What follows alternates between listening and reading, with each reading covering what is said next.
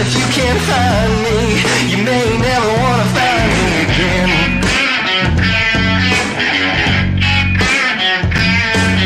Cause people don't understand. People don't understand. People like me.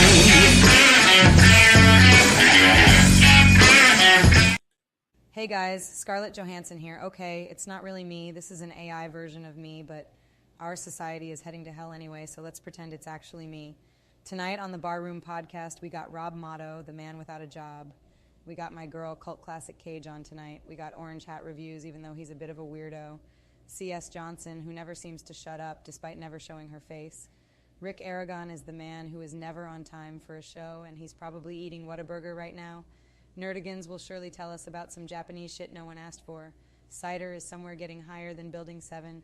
Pete is, well, Pete. Finally, our host for tonight's show is Society Reviews. Hey, gorgeous.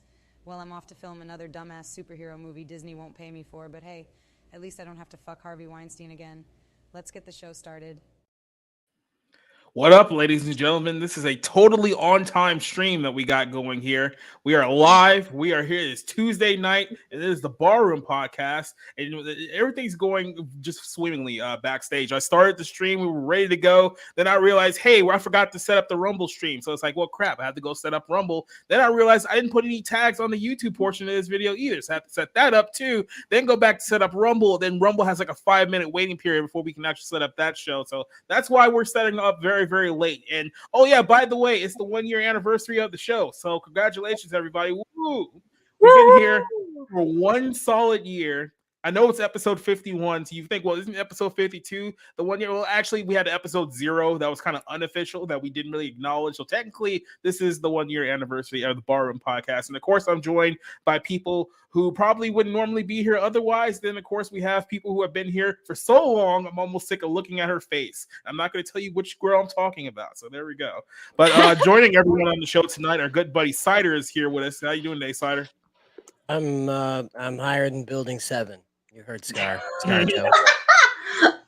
ScarJo endorsed. That's what I said. Also joining us here is our good buddy, Cool Classic Cage. How you doing today, Cassie? Hello, man. It's a good time. We have a lot of gaming stuff that's about to get announced, so hopefully I get something. Hopefully I get Skate 4. That's kind of what I'm hoping for out of E3 season without the E3. So is that the one where you can mod your character model into a giant like uncooked steak? And Ryan do skateboard tricks as a 6'6" slab of meat. Wouldn't that be moddable just if you're at it on PC? Well, sure, but I just remember Skate 3 having a bunch of guys doing killer tricks as giant pieces of meat. I don't remember that, but then again, I didn't go through doing that. I just made my character. But hey, man, Skate 4, it exists. We just haven't seen it yet, so. Great. As far as the other people who are on the show, not Cassie, Orange Hat, how you doing today, Orange? I'm doing. Don't know what I'm doing. Don't know how I'm doing. I'm just doing. Drunk. Mm-hmm. And someone who is joining us in spirit this week because her cat ruined her computer is Nerdigans. How you doing, Nerdigans? Somehow alive. For those of you that don't know, I got a cold on my birthday, which was last Monday on the 29th when my dad came to visit me, and I've been sleeping and coughing, and my cat decided to break my main laptop's charger, so I'm on the spare computer today, and thank God the charger is coming tomorrow. But at least I don't have a fever anymore, and all that's left is coughing and a headache. Well, you sound like crap, and we can only hope that you get better. I hope so. At least it's not COVID. Thank God. Yeah. Could be worse. Are we still worried about COVID? It's been like 3.5 years now. Like, have we gotten over it at this point? Are we still? I'm not vaccinated, so yeah, I kind of have to worry about it. I'm not. You're gonna be fine. I'm not vaccinated. It's a mild flu for me. If you're, if you don't have any serious health issue, then you should be fine if you were to get it. Yeah. So yeah, don't worry, you'll be fine. Like if the unvaccinated was gonna die at the rapid rate that everyone said they would be, there would be no one left on this planet at this point. Yeah, I would be concerned if you were vaccinated. Well, there wouldn't be a Barroom podcast number 51 if Yes. the unvaccinated were going to go off the way they expected. Exactly.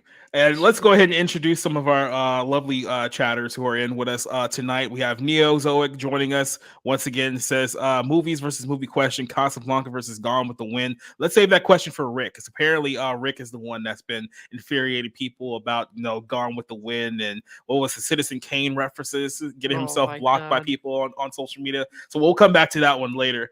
Who would win in the fight, Chris Pratt or Vin Diesel? Like a real fight? I would assume Chris Pratt, because you think he's more trained somewhat. But he's almost a foot taller than Vin, isn't he? Jeez. Yeah. So I would just assume that Chris has a little bit more training than Vin Diesel does. I mean, how much Vin Diesel fat now, or did he lose the weight again? He lost the weight again. He kind of goes up and down. It's like, the off season. He puts a little pounds on, but then when it's time to be Dominic Toretto, it's like he can't ruin his meal ticket. So I mean, Yep, pretty much. Hey everyone, that's a good pun. We're children. Doba Fett joining us here tonight. Cassie is asking us, hey, where are we at? Well, I already explained to you where I've been, so just be patient and what the sign says here. Just shut the F up. Who else is joining us here tonight? Rico joining us once again. DK saying, damn. Spencer, of course, is just being Spencer. Very, very angry Asian person. Who else we got here? Taxis Jones joining us one time. Yeah, exactly. The numbering is very confusing. Think of it as the Fast and Furious franchise. It doesn't particularly make sense. So if I had a nickel for every the time perpetrator speaks. Yeah. Shockingly, we've only been late maybe like one or two times. We're usually pretty good at starting on time. So, don't make it a habit. What up? Me? Yeah. I think is the last Fast and the Furious movie going to be called Fast Enough? By the way, society. I apologize for that, ladies and gentlemen. You didn't have to sit there. By the way, society, your most recent short has disabled comments. You're welcome. Yeah, there's been something going on with the shorts. It's like you're not even getting the traction that is anymore. Are you okay there, Nerdigans, or are you not going to die on stream? Like, are you? I'm gonna. This cat is meowing and is driving me crazy. He's trying to knock stuff over. I almost thought you caught a hairball. Almost sounded no. No. It was worse. Well, it was worse a few days ago when I was collapsing. That was not fun. All I can tell you, I reloaded the short, and now it's not disabled by owners. So. Oh my god! And I did absolutely There's nothing. not a lot of dudes now in my freaking comment section. Yeah, I don't know. Dude. We'll get to him later. We'll have something set up for him just in case he tries to show his face here once again. But before we get started with the topics tonight, I wanted to embarrass some of our people on the chat because we have been here for almost. I think that's time to look back at how the show has actually grown over the course of the last year. So no better way to do that than to travel to a time called episode 1 and show people what the barroom looked like before any of us had any kind of common sense or decency or good backgrounds and clothes. So this is episode 1 of the barroom. This is what we looked like 1 year ago. So ladies and gentlemen, we are live, as you can see here. Did you get wow? Or did the flag get smaller? Say again. On episode did you get 1. bigger or did the flag get smaller? Now I know what you're thinking. We did a show last week. That was episode 0. On the other side. Well, guess what? That episode technically didn't count. So this is episode 1 of the Barroom Podcast. We have people who haven't been here since, and we're here with some wonderful guests tonight. 2W, our good buddy, still pops in every now and then, but television, his role playing video games, the world of entertainment, a lot of news came out this week. Virtually. So I want to go ahead and start by introducing some of our panel. I'm like about 15. I think I'm like 15 pounds. Should be cult classic. Yeah, I think I was like 15 pounds heavier back then. Say hello. I thought you were going to say you looked 15. It's like, yeah, you actually do. You kind of fucking look like a 15-year-old Matt. Yeah, I made a mistake. So we've grown quite a bit here in the course of 1 year. So there's a happy little throwback. And then for those of you guys who really want a throwback, I'm gonna take you back to a little time called episode 0, which also this is what we looked like before even that episode. So this was our outlook on our very first unofficial episode of the stream. You have Josh there once again, Trap Queen, who I think has only drawn this like 2 times since, and this one's so old I got my old avatar up there. So yeah, we've grown quite a lot. We've come a long way. So hey, don't knock the hustle. That's all I gotta say. Hell yeah, we stuck exactly. to it, man. I mean, what are you up to now in subs? We're about just a handful away from 900. So yep. Damn, I shared your channel out. I would have thought you would have got at least up to 9 by now.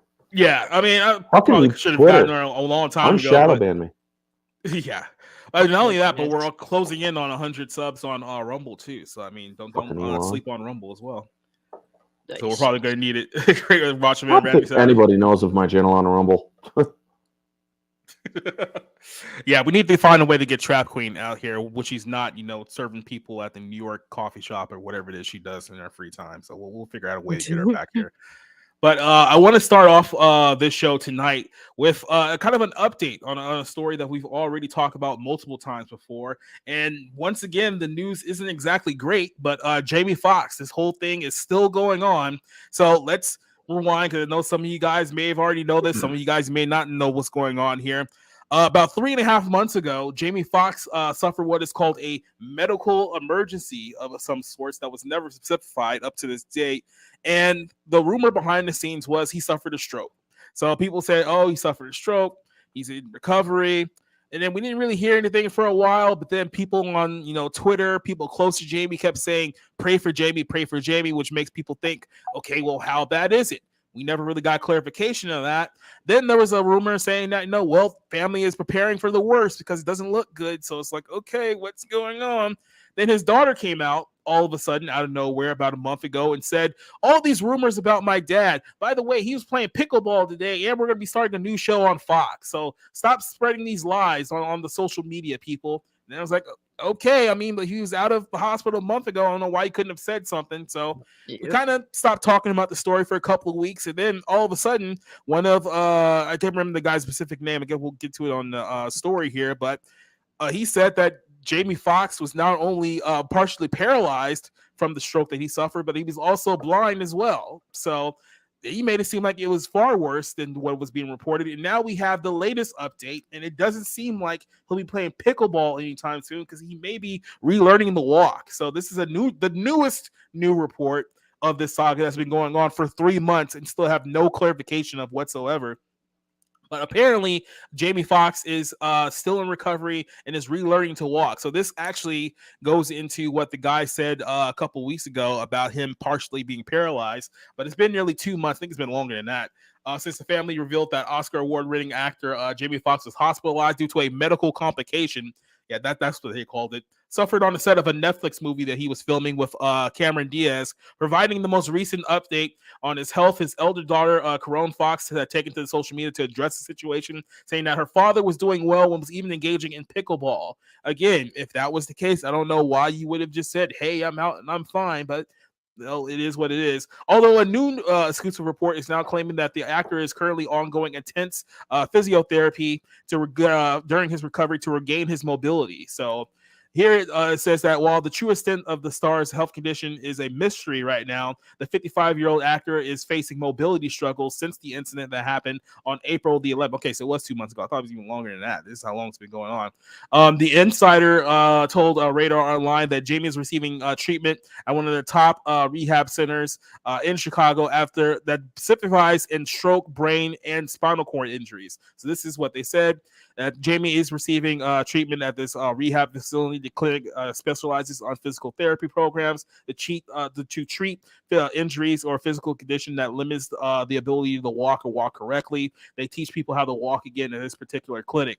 So shared back in May, Jamie Foxx's daughter said that, that the rumors that were swirling on social media were lies, saying that his father had been released from the hospital for weeks, that he was recuperating, but there wasn't any pictures, there wasn't any videos. if Jamie Foxx was as fine as she made it seem to be, then he could have posted a 10-second video saying, "Hey, thanks for the prayers, but I'm doing better now. I'm going to be on the road to recovery. Thanks for all the support," and we could have moved on from this.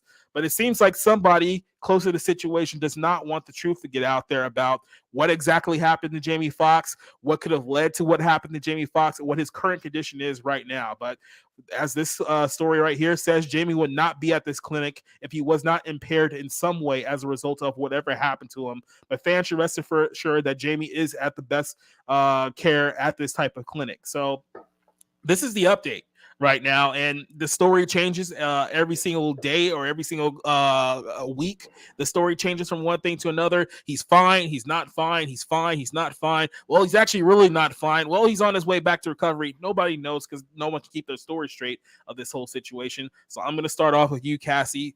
What is your thoughts on the latest update about Jamie Foxx and everything we've been told up to this point? Well, I will say, like, the recent update, like a couple of days ago, I felt like that one was a little bit, I don't know. I didn't really necessarily believe that. I didn't want to believe it because they said, oh, he's paralyzed, he's blind. That sounds fucking terrible. That's like him having played Ray Charles, but even 10 times worse somehow. But, I was hoping that was fake because, like, when they directly relate it to the whole COVID, like, normally that sounds like they're giving like too much. So I don't necessarily believe that. Now this, like, I had to believe that the more time that he himself doesn't come out and say anything, the more likely that, unfortunately, he's likely not in a good scenario. And it sucks if that's the case. But if the dude actually was coherent, he was capable, if he's as good as his eldest daughter had said, he would have definitely have come out already and said, hey, I'm good. I got a little issue, but getting back to where I was before, but we didn't get that. So the more time goes on, the more you have to think that, unfortunately, it's likely that, it's pretty bad, which, sucks, man. Well, if he did suffer a stroke, which is what it seems like, my grandma had a similar issue where she suffered a stroke and half of her body was paralyzed. And she never got to be able to learn how to re-walk, but I don't know how bad Jamie Foxx's stroke was, but if it's to the point where he's actually able to learn how to re-walk, it must have not been that bad. But there is that possibility that it could be a lot worse, where he's not able to speak, where he's where he has to relearn how to talk, where he doesn't even, where his memory's all messed up. We don't know the severity of the situation. That's what worries me about this whole thing, is if it is a stroke, we don't know how bad it really is in the first place. To be clear, like there's many various forms of stroke. Some of them are not as serious. Like there's people who have suffered stroke and have fully recovered. There's people who have suffered strokes that have like lingering effects. And then, like I said, there's people who suffered stroke who either died, or if they haven't died, they lost complete mobility on one side of their body, which is absolutely terrible. So there are various ways that strokes can occur or can really affect the body. I know obviously early treatment is fundamental when it comes to like stuff like that. So it's hard to tell exactly without any more information. But Cider, what is your thoughts on this whole thing, the way it's been going down? Given that there's two narratives here, I can only conclude that what we're being told isn't even half of the issue that's happening. Because let's say that it is a medical emergency that's unrelated to the vaccination. A cover-up wouldn't be necessary. Now, let's say that it is related to the vaccination. The family not suing over this, the family not raising awareness over this, is entirely spooky on a level I can't really quantify at the moment. You're not dealing with like a football coach or someone that people just kind of heard of on Sunday afternoon. This was an A-list superstar for a while.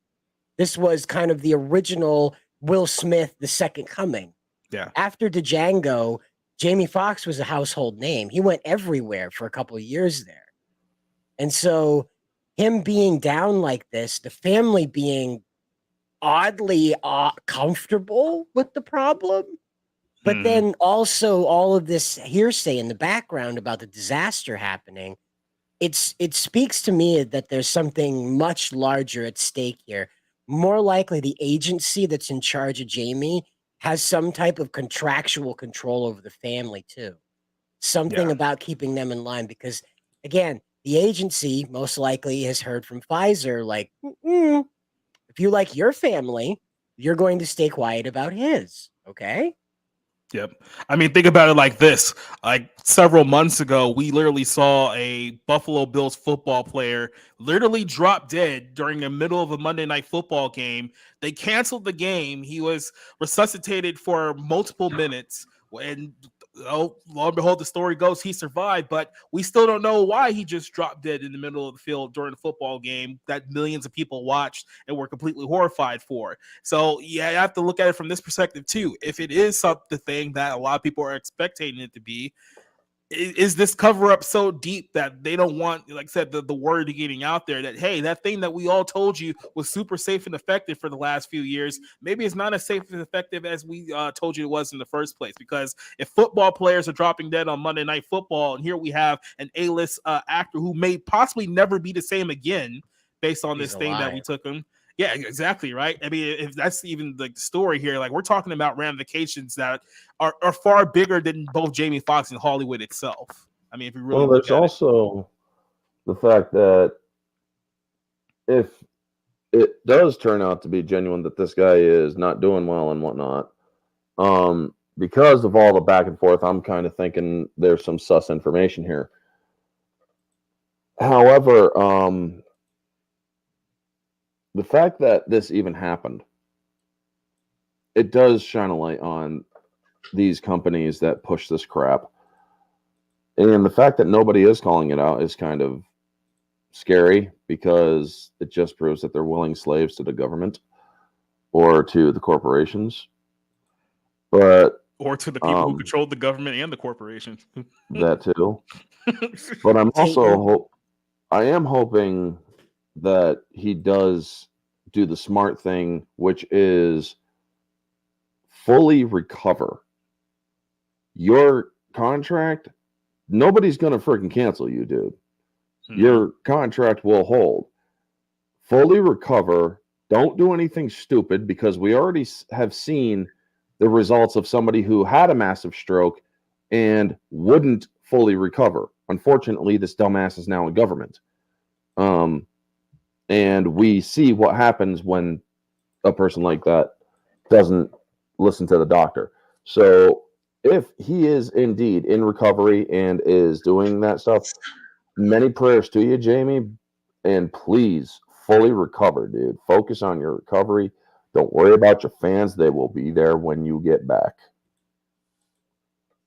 That's all I'm going to say. But also, if you run for state office at this point, chances are you will be immediately elected. I mean, we said the president. We got a couple of people who have questionable brain functions in positions of power right now. Let's just put it that way. I know. He should run for president right now. He'll win. Yeah, I mean, look, we've talked about this a couple of times now, but it's like the reason why we keep covering this is because the story keeps changing. It's like these people online, which I don't understand the mindset of some of these people. It's like, I understand why Pfizer lies to us. I understand why the government lies to us. I understand why people close to the situation lie to us. But these people online who seem like they have like a vested interest of keeping this lie going, who have no stake in the game like whatsoever. It's like, why are you getting angry at people asking questions when the answer that we've been given this whole time changes every other week? Like if I told you that, hey, I was at this location 2 weeks ago, then at the course of the next 2 months, turns out I was actually in 4 different locations, you would have some questions about where I actually was that whole time. And it's like this I don't know if it's an ideology or just kind of the sentiment you see online where people was like, oh, these anti-vaxxers, they're trying to slam Jamie Foxx, or they're asking questions about his health. These evil people on the internet. It's like I said, I don't understand why certain people lie to us. I don't understand why people are so married to the lie that they can't possibly be like, hey, maybe there is something going on here. Maybe there is something that needs to be investigated. Maybe it's movies that made us think that, one day that the truth is going to be revealed and everyone's going to be arm in arm in uproar and we're all going to be unified. It's like, no, if the truth is ever revealed, half the people just deny it. That's the reality of where we're at right now. If the last few years haven't proven that to you, then I don't know what word to say at this point. We're the not problem at with V for riding off Vendetta into yet. the sunset is eventually it gets dark. Well, I'm not part of this the community anymore because I don't want to deal with the toxicity. But during the whole pandemic and lockdowns, when everyone was going nuts, and this was when I was really balls deep into the medical research and really in with the medical research community. Mm-hmm. We didn't see a lot of this fuckery amongst there. We were just looking at the research papers. I was watching the different lectures going on, and the one that I really will not forget, and it's stuck with me, is and this was about right before the vaccines came out. It was UC Davis with a virologist, and I can't remember the other doctor that was there. And they flat out said that the vaccines, they said what they were going to do, how effective they were, and it was only going to be this, this, and this. And I was like, okay, I understand that. I'm still going to wait for the one that I want. I'm not going to look at these other ones. Fine. And then I go on Twitter and see like all this freaking discourse saying that's the cure, it's the cure. I'm like, what are you people talking about? You guys are high. And then I see I see the anti-vaxxers going the fuck off. I'm like, where are you getting this information? Like, I've never listened to Fauci. Even though my mom's was into medical research, she listened to Fauci like the gospel. I'm like looking at her like she's freaking delusional. I'm like, what are you doing, Mom? You know better than that. But seriously, if anything, if you are questioning anything, just go on Google Scholar, go use PubMed. That is where you will get everything you need to know, all your studies, everything. Just if you question anything, don't listen to those idiots. I shut them down every time with an actual source, and they just left me alone after that. That's all you have to do. It's not hard. Like I said, and then it's getting to the point now where, like I said, we've been pushing these shots now for about 2.5 years up to this point. And beforehand, the narrative was, well, everyone knows someone who's been affected by COVID. I'm pretty sure at this point, everyone knows at least some person who has been negatively affected by the COVID shot, whether it's, a person who had an adverse reaction to him, or maybe it's someone who's no longer with us at this point. I've known people very, very close to me who have gotten the shot and bad things have happened to them. So look, I'm not going to sit here and go along with this narrative that no, everything's fine. Just keep getting the boosters. Oh yeah, actually, we're not pushing the boosters anymore. How about the Johnson & Johnson shot? Oh yeah, guess what? We're going to pull that shot away after you already suffered heart damage based on, hey, it's just one shot, right? So there's a lot of things going on here. Look, if asking questions upset some of you sheep, then I just don't know what to tell you at this point, because something is clearly up here from them labeling it a medical complication from the very jump to several different variations of what actually happened to him and what condition that he's in. Someone is clearly hiding something at this point. If you can't see that, then there's just no hope for you. So, Any final thoughts on this one before we jump over to another topic? Well, by the way, the Johnson & Johnson one had problems from the get-go. It was right before it came out. Even my mom flat out said, she's like, don't even think, if you think about getting the shot, don't get that Johnson & Johnson one. It was bad from the get-go. I know a guy who got the Johnson & Johnson shot because he was trying to go over to Canada and he needed the shot to get one. He got the shot. Literally a month later, suffered a, let's just say, not so problematic heart-related issue, and now he has permanent heart damage. So, I'm just, it's not even, the state of the world, politics, not even this particular, like these particular vaccines. I'm just not the type of person to just run and get something injected into my body that was just created recently. I've said, if, 5 years from now, everything seems to check out with it, I would get it.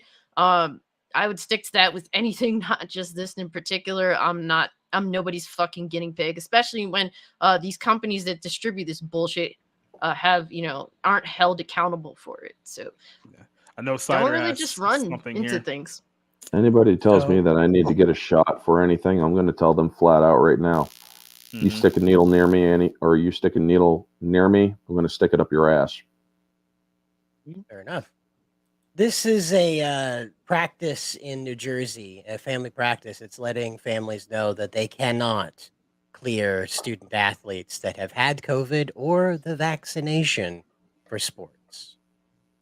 I remember hearing about that. That's pretty good. Yeah. Well, keep in mind, over the course of the last, couple of years too, there's sure been a lot of healthy young people who have had heart-related issues as well. Mitochondritis, right? That's what it is. Yeah. That little thing that was kind of like an afterthought in a lot of people's mind up until like the last couple of years. Like, check the Google trends on that one if you want to see a horrific trend. But yeah, all of a sudden, these kids who are like 17, 19 years old in the best physical shape they'll probably ever be in their life, and all of a sudden, the heart-related issue, they're dead, and no one's supposed to ask any questions about what happened. Why does it seem like all of these heart-related issues are spiking here in the last couple of years? Could have something have been done that could have caused this? Did something change in the last couple of years? If only I could put my finger on it. So, well, also joining us here, who's celebrating our anniversary of, I don't know, episode 0 or episode 1, however you want to say it. Rick, you got a Golden Knights polo shirt. Are you serious? Yeah. Oh, I thought that it was a Titanium Ranger. It was a Spartan shirt. No, he's wearing the shirt for the Las Vegas Golden Knights, who are up 2-0 in the Stanley Cup Finals right now. So, get wrecked, Destructor. So when the Vegas wins the cup, I'm dunking on all the Canadians. So Destructor's gonna get his. James Lynch is gonna get his as well. So yeah, I'm gonna be very petty in the next couple of weeks if Vegas doesn't blow this lead. So. Yeah, well, I picked this up when I was in Las Vegas, and I figured it's a good time to wear it. Well, let's jump over to our next story, and I'm actually glad that Rick's here because I would like to have your opinion on this one. Apparently, some actor admitted to praying to the devil, and he got possessed. So this is the story. How did I get Ezra Miller? wrapped into this? How did I get wrapped into like devil worshiping? Did you bring a sandwich? Yeah, pack a lunch because you're just gonna take a while. Snowfall actor Damson Idris, I believe is his name, claims that he was demonically oppressed after praying to the devil. He said that he had nightmares every day. And you sure that isn't Ezra Miller that did that? Because that would make a lot more sense. We will get to Ezra later in the show, but we're going to talk about this guy first. It's 2023, and people still haven't figured out one of the most basic principles of fuck around and find out. And this guy definitely fucked around and found out after he begged Satan for his help for an acting role in Hollywood. Definitely. We'll get to that. All the things. Yeah. I mean, especially in Hollywood, like no one would ever expect devil worship in Hollywood, right? I mean, that's like the last place that you would expect something like this to happen. But yeah, so the star behind FX's show Snowfall, which I think just had its season finale not too long ago, revealed that he found out after begging Satan for his help. So this took place during a roundtable that was on The Hollywood Reporter. It was him, Pedro Pascal, Jeff Bridges, Evan Peters, Curran Coken, and Michael Imperiali. They were all sitting down having the TV drama roundtable.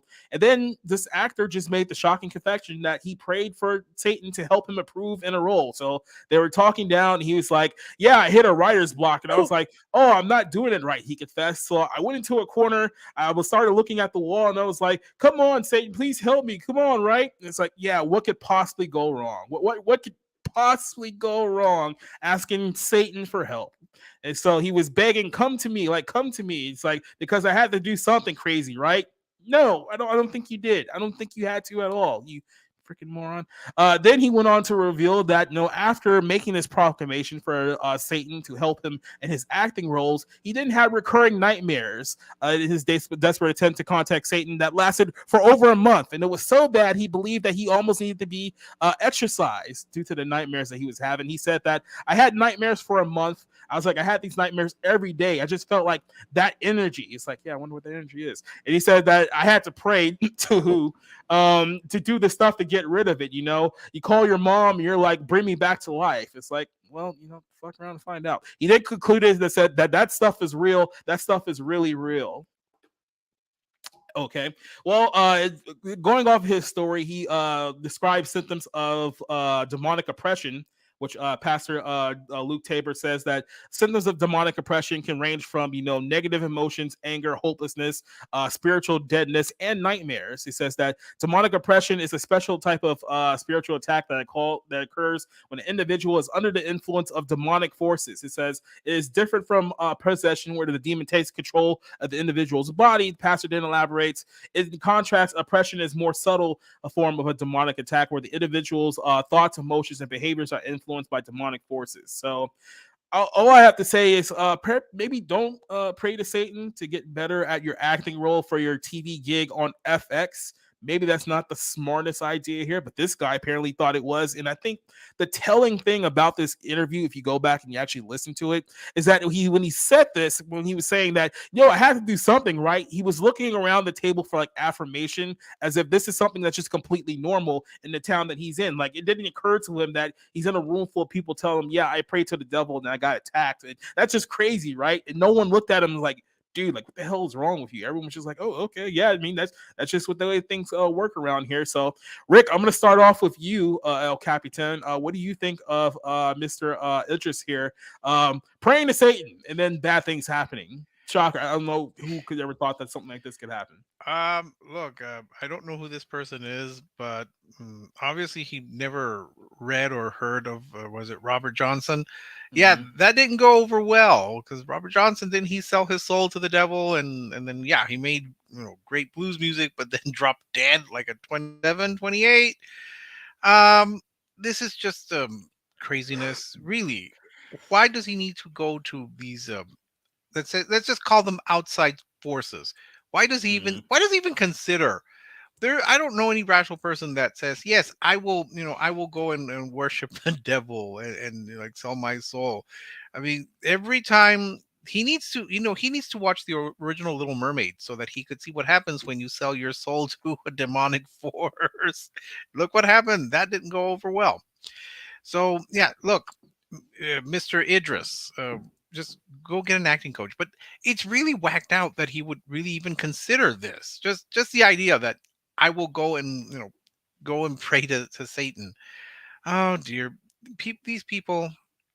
Yeah, I really have very little to add other than, guy, get a better acting coach. Get a better acting coach than Lucifer.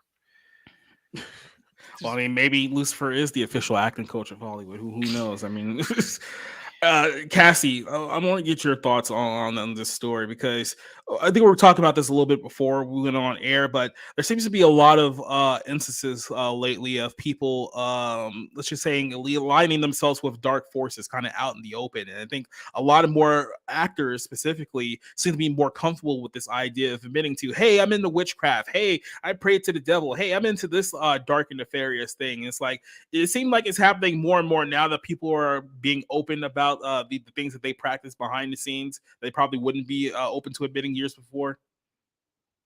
Yeah, I feel like it's definitely more like normalized, I guess, to come out with this. It's strange to me. I mean, these people, when they admit to it, like, I just think that they're goofy and stupid. I'm not the most religious person in the world, but I'm not the type of person like, I'm not really a religious person, but at the same time, I don't want to fuck around and find out. So I don't mess with like any of the, like, Ouija boards. Do I think that they're silly in nature? Yes. Will I go like do it for shits and giggles? No, because I don't want to make my own problems. That's just simply how it is. And these people, I don't know who's telling them that, worshiping Satan's going to make them better or get them the things that they want. we're living in a society, I think, and this is probably the best thing to express that a lot of people don't want to work hard to achieve. They just feel entitled, or that there's a way to cut corners for that. And it's like, if you want to be great at what you do, you better work hard at it. You better actually earn it. And, there's no cutting corners. I mean, there's those few people that manage to do that, or they manage to be on the right casting couch or whatever the hell have you. But for the most part, you're going to have to learn that at some point you can't keep falling upward. You can't pray to Satan, whatever dumb fuck thing you're trying to do. The only way you're going to get the things that you want is if you work hard at it and actually do your part. Satan ain't going to help you.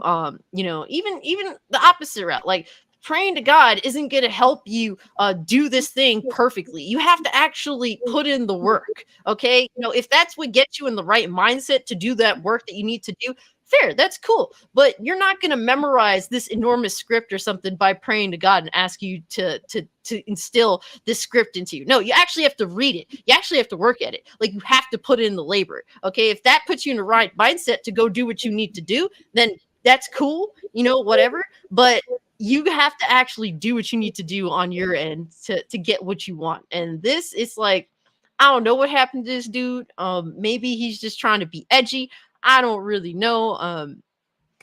It's just very weird to me. I don't really mess around in these endeavors. But hopefully homie learns his lesson, I guess. I don't know. Look, Jacob, I know you got rules about lady preachers, but come on. Come on. Well, I mean, if it is, no, I'm just kidding. Go ahead. Well, I was going to say that, Kamala Harris and Nancy Pelosi prayed to Satan, and look where it got them. They also slept around with the right people, too. I mean, well, Nancy Pelosi also yes, prayed those to things are Botox, totally too, divorced. so that worked. Yeah, I mean, look, all I have to say is that, the people who worship Baal and Moloch never exactly went away. They just changed their they just changed their strategy. They didn't actually go away or anything like that. So the fact that more of these people are starting to come. We covered the Vanessa Hudgens thing like about a couple months ago. We covered the Megan Fox story. We covered not Scarlet Witch. No, what's her name? Emma Watson too. Emma Watson's another one. But I was talking about Elizabeth Olsen. Like, we covered her. It's like all of these people. Like, it's funny how 10 years ago, even 15 years ago, this whole idea of Satan worshiping elites in Hollywood was a conspiracy theory, right? Like, you'll see a YouTube video about it, and you thought that it was like the dumbest thing that you could possibly ever think of, like, in your life. There's no way this is possibly going on. There's no way that insert person here actually prays to Satan. And now we have actors just openly coming out and saying, yeah, I did it, and things went wrong. And then people still don't put two and two together and think that, hey, maybe there's something nefarious going on here. Look, man, at this point, like, we know what happened on Epstein's Island. Like, to me, this shit is like, this is like mild in comparison to that whole thing that is absolutely horrifying. There's leaked pictures of a person in high power in this country, his son, doing some things that it's crazy that this dude, You want to see something? And you want to know what's really scary? Is that's probably not even the scariest thing going on behind closed doors. No. It's only what we know. You want to see something really scary? You want to see? Well, it's not really scary. You want to see something scary though? Dom Lucra posted this. That's the guy that posts these exposés. Yeah. He put this up today. Oh boy, here we go. And he said, "Tom Hanks, it's your turn to be exposed." That's all he said. Mm-hmm. Now, Did he disappear? I don't know. This says I'm not allowed to talk. That's what that says. You know, he got punched in the face. You know, he's got one hell of a case of pink eye. Mm-hmm. See that? Look. Sorry. But to be fair, when you're between Oprah and Gayle King, you're not going to be allowed to talk, regardless of whether you were able to. Well, I mean, they are black women, so I mean that wouldn't make sense. There's a couple of spooky things in the picture. You can find it on Twitter if you want to. There's a couple of spooky things in the picture. There's the name Mike on a license plate, a New York license plate, directly above Oprah's head.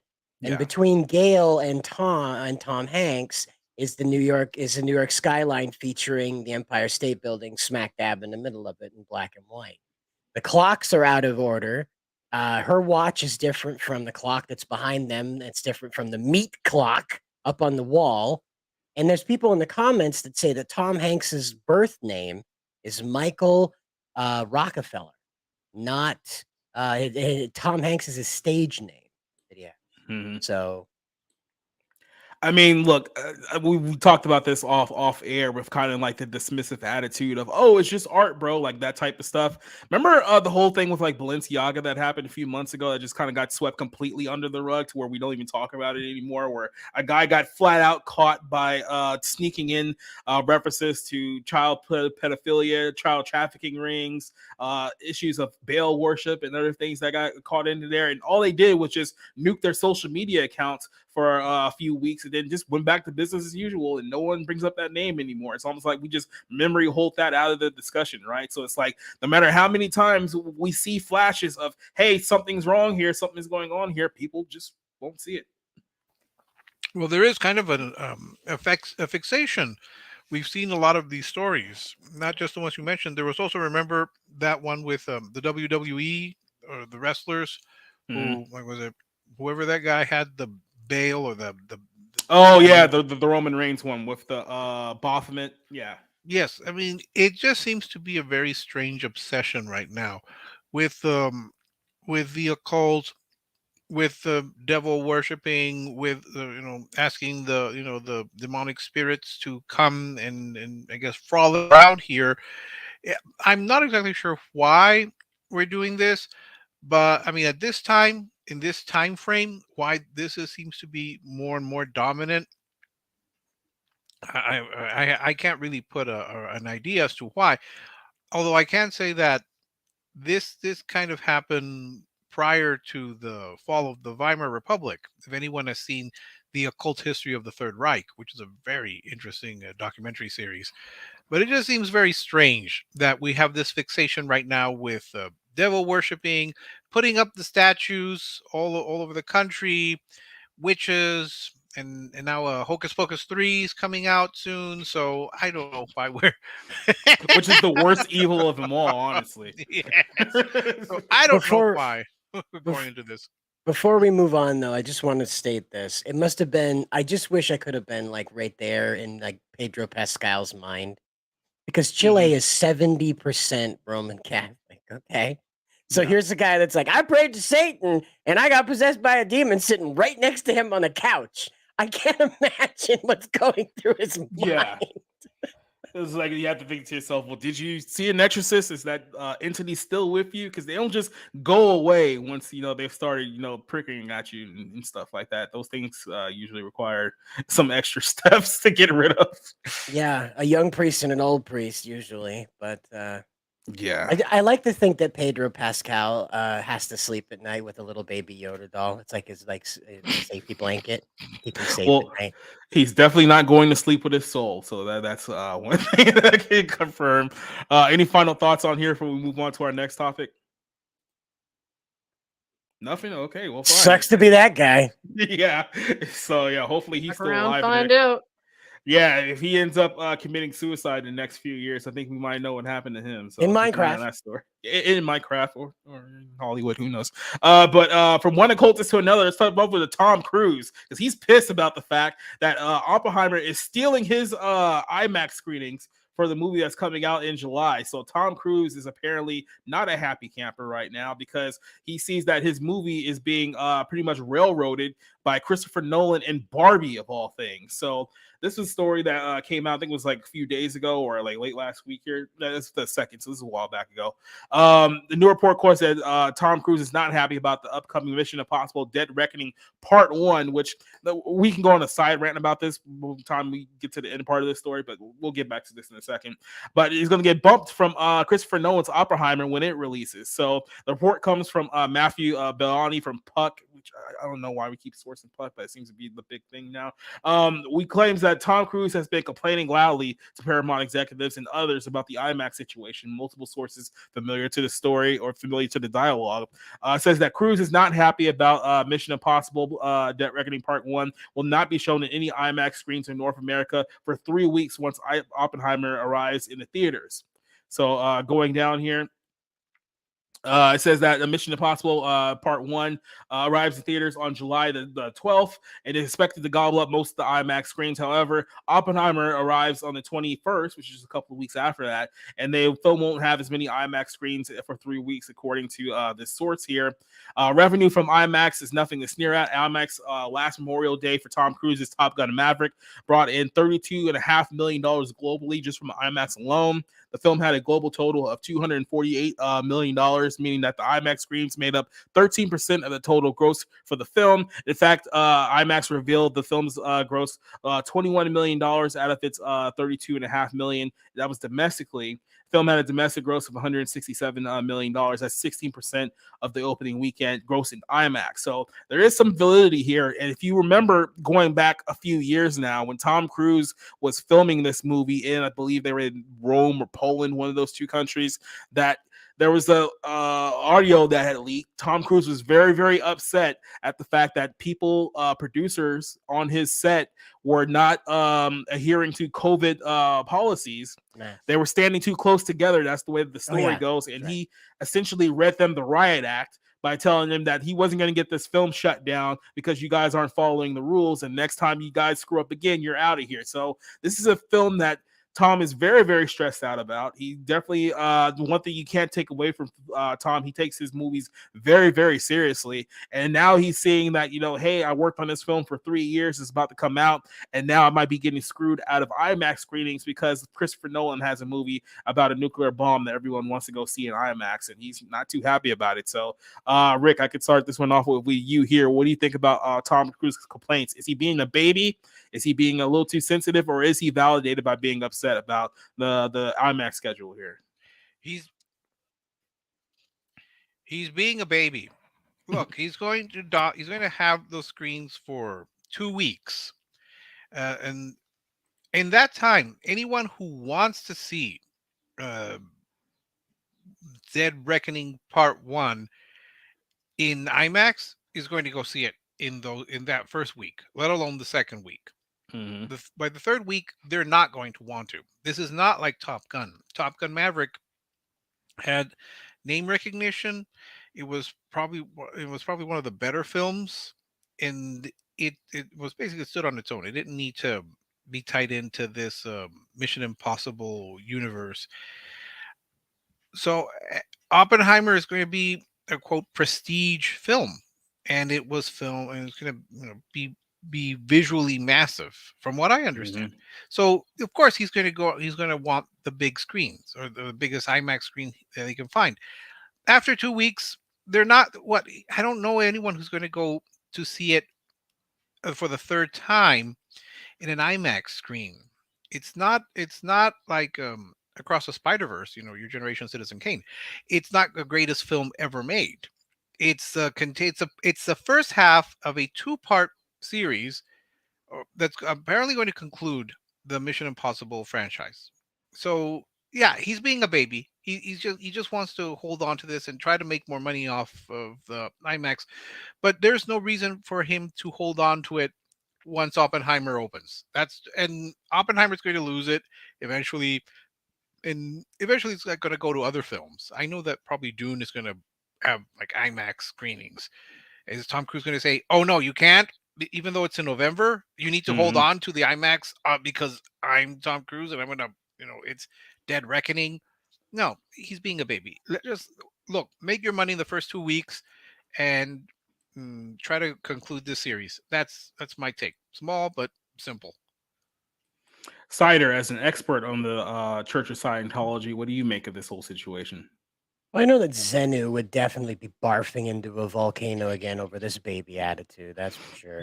Especially from Space Jesus, of all people.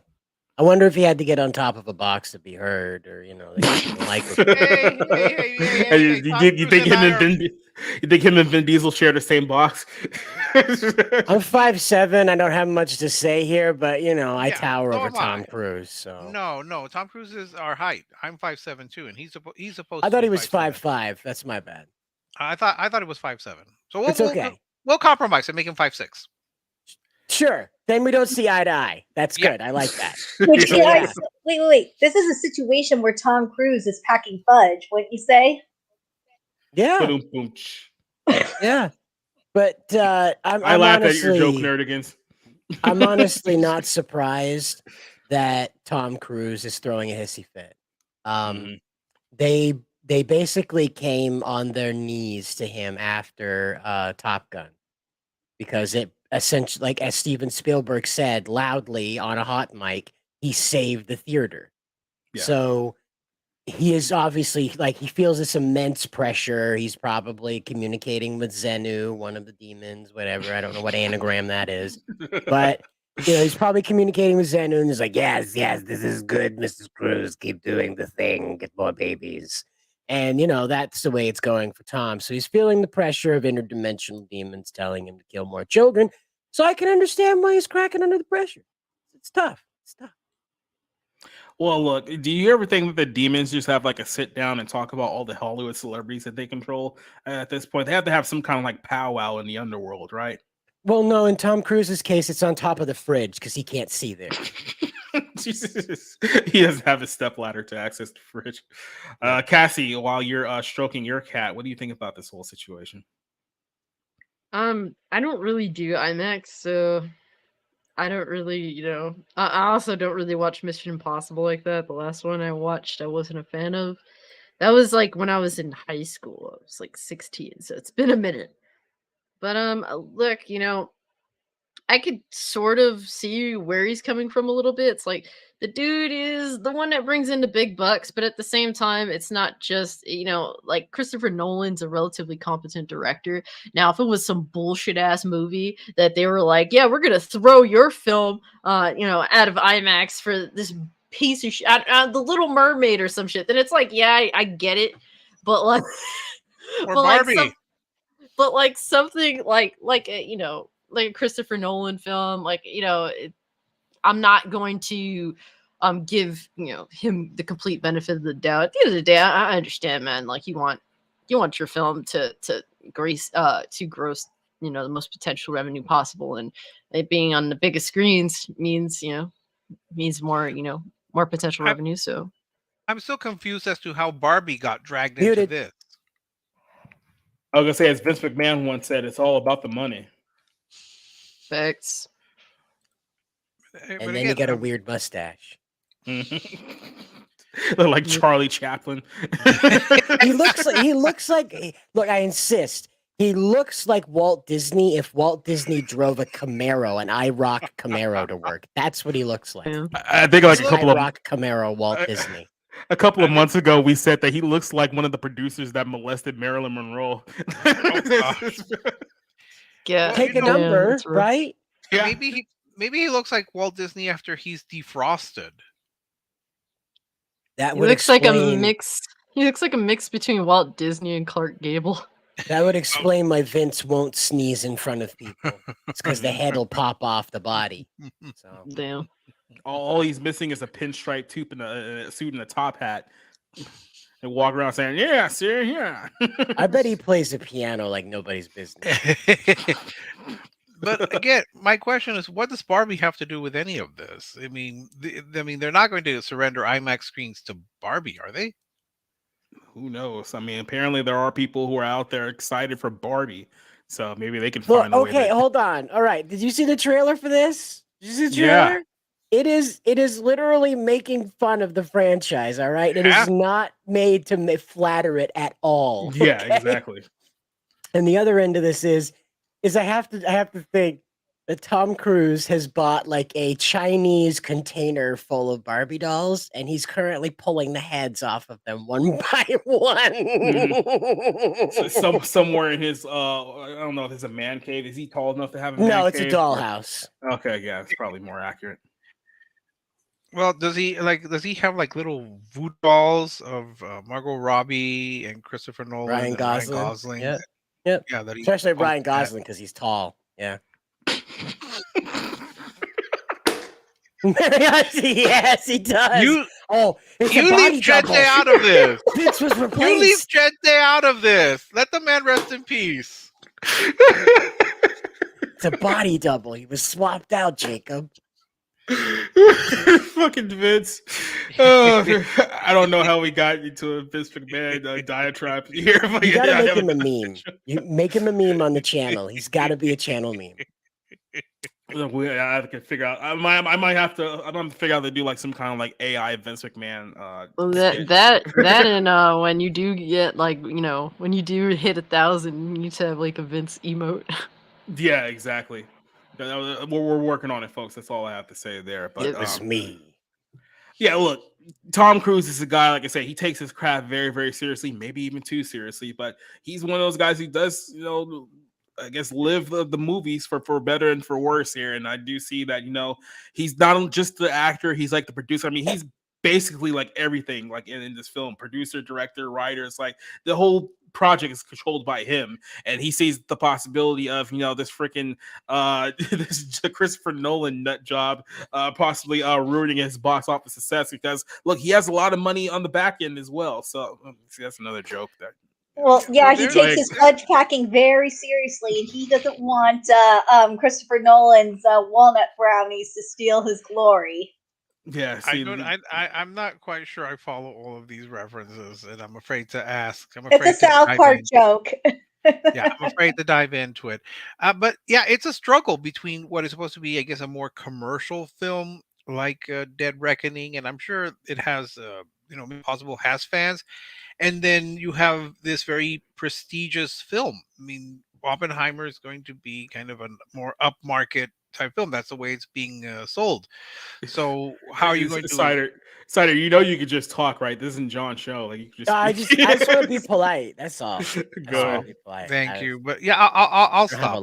I'll stop because I'm. Yeah, No, like Rick talks like a woman. He'll just go on and on and on. You gotta like reel him in at times. So.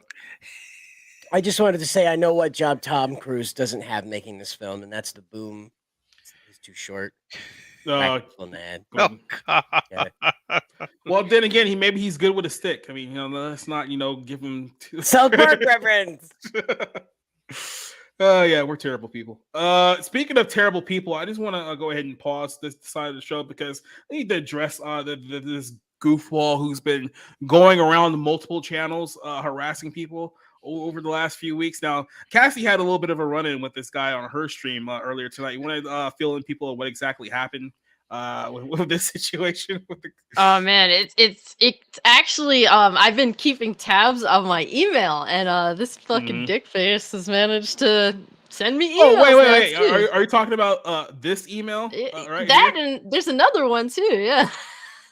So I don't know who this dude is. He was on our show last week yelling at Rob for some reason. I guess Rob called him like a fag on Twitter or something like that. He's been really upset about it. I don't know the whole situation of the story, but that's pretty much what I've heard on it. But this dude's been going so off the walls. Apparently, he's been on your channel, Orange's channel. He was on Paulie's channel for some weird reason. He's been going on different people in our circle yelling at Rob for some weird reason. So I did a little digging into this guy, and it led me to some rabbit hole. So apparently, this guy has a history of, let's just say, harassing certain YouTubers here. And I do believe that I have another source here that I wanted to pull up from, which I'll get in a minute. But look, this guy clearly has some mental issues, I would say, because nobody puts this much effort into the internet the way that this person does. Like I said, he's going after Rob, he's going after Paulie, going after you, obviously. I haven't received any emails from him yet, but it'll probably go straight to voicemail or whatever it is when I get to that. But apparently this is not the first person who has complained about this guy. I have a post right here that somebody sent me involving literally the exact same guy that we're talking about here. Let me see if I can pull this up very quickly. And I should have had this up already, but I think I may have lost it on one of the tags. Yeah. This dude's I was streaming today, came in on 3 different accounts. Like a few days ago, they had left me like, you saw it. I posted it like 20 messages in my YouTube comments, and I go through my YouTube comments. I try to read, everyone's YouTube comment because I value people taking their time out. So I see this fucking weirdo that mentions Rob in my YouTube comments, and I just send you guys the messages. And I'm like, what is up with this dude? And I didn't think nothing of it. Today I was streaming, talking gaming, talking a little bit of the Little Mermaid being a failure, and yeah, like they just come in my messages saying, why don't you listen to me? Why did you block me? It's like, bruh, because I don't have fucking time for weird ass people that want to come to me and talk about people, like other people. Like, bro, like if you got a problem with someone, go take it to them. That has nothing to do with me. What, just because I'm friends with Rob? Like, I don't like that. Doesn't like that's my dude. Like, clearly, I'm obviously with how mentally insane this person is. There's no way I'm going to believe anything that they are claiming about Rob because of how irrational this person is acting. Well, apparently this thing goes a lot deeper than Rob. So here's a Twitter user, the name of Jane Brown, who, if you see here, has a trans flag and the rainbow flag. So this is not someone who I would say will be on our intellectual side here. But apparently this person has dealt with this individual for quite some time. This goes back to May. This is like even well before like the Rob incident. He says, usually I just block creepy stalkers and perverts from my channel, but I move on with my day. But the sheer magnitude of harassment towards me and my friends and my viewers from this one user, the same guy who's apparently contacting everyone now, is too much to ignore, and YouTube isn't doing anything about it. So this person literally goes on like a 20-page diatribe about how this complete disgusting shell, pathetic human being here has been harassing her on her YouTube page, on her email page. So this guy is apparently just doing this like to everyone. Like this is just a constant stream of comments that have been screenshotted here, saying that how she's been harassing multiple channels, contacting them, won't go away. It started with other I guess Zack Snyder collaborators this person's been going after here. But yeah, this person is just a pest and a troll, and I wasn't initially going to bring this person up. I think he's blocked on my end right now, but the fact that you're still going around to people in our circle to harass them, look, guy, can I just be straight with you here for a second? You're a loser. Get a life. Go away. That's all we have to say to you at this point. I know that it's going to be hard for you to hear because apparently you don't listen to anyone. But yeah, dude, go outside, touch grass, get laid because I highly doubt you have a girlfriend. Tries people at this point. I think I'm going to go ahead and just play something here that I think wraps this thing up very, very smoothly, if you want to say it. It is from our good buddy, someone who I refer to as the greatest of all time, Brock Lesnar. And he puts his words in a very, very distinct way. Get a life, kid. Boom. Smooth as this motherfucker's brain. Oh yeah, we'll take a couple minutes and just get on this guy because he apparently had a very, very bad day. So go away, kid. Well, no, I'm just puzzled as to why he seems fixated on Rob in particular. I mean, Rob is a kind of cantankerous fellow with everyone. Knowing Rob probably just made like some offhand comment about the guy and went on with his life. And this guy was so damaged by what Rob said, he's been trying to stalk him for the last week and a half now. Yeah, this is a high level of being fucking triggered. Yeah. Like it's literally the story of like you say something to someone and then you just go on about your day, you don't think about it ever, and like this person's like entire life has been about that one thing that he said. And like I said, people like this, I'm going to say this now, and I know this is going to offend some people. If you're autistic, you should not have access to the internet. You should not have, because the only thing you're going to do is that you're going to join a pro wrestling community. You're going to buy some chick's OnlyFans, or you're going to spend like your entire life savings on like a picture of Amaranth's feet. And none of these things are good. So if you're autistic, if you have like an extra chromosome, or maybe like your IQ is below 70, stay off the internet. Just go. No, internet's bad. You should. There should be licenses against people who shouldn't be allowed on the internet. Let's put it that way. Well, it does seem that he has that he fixates on certain people, and then just will not let go. I mean, he's fixed on Rob, and he's fixed on this person who is a complete opposite of Rob. Dude, last week Paulie was on our show for like an hour, and then like right after his show was up, he goes and blows up Paulie's YouTube channel asking about Rob. It's like they've only been on the same stream like twice, like ever. Like he doesn't even know Rob, and you're begging, like harassing him. Like, stop, just stop. Yeah. Yes. Oh, so I got a chance at meeting this Yahoo? Maybe. Maybe. Oh, boy. perhaps.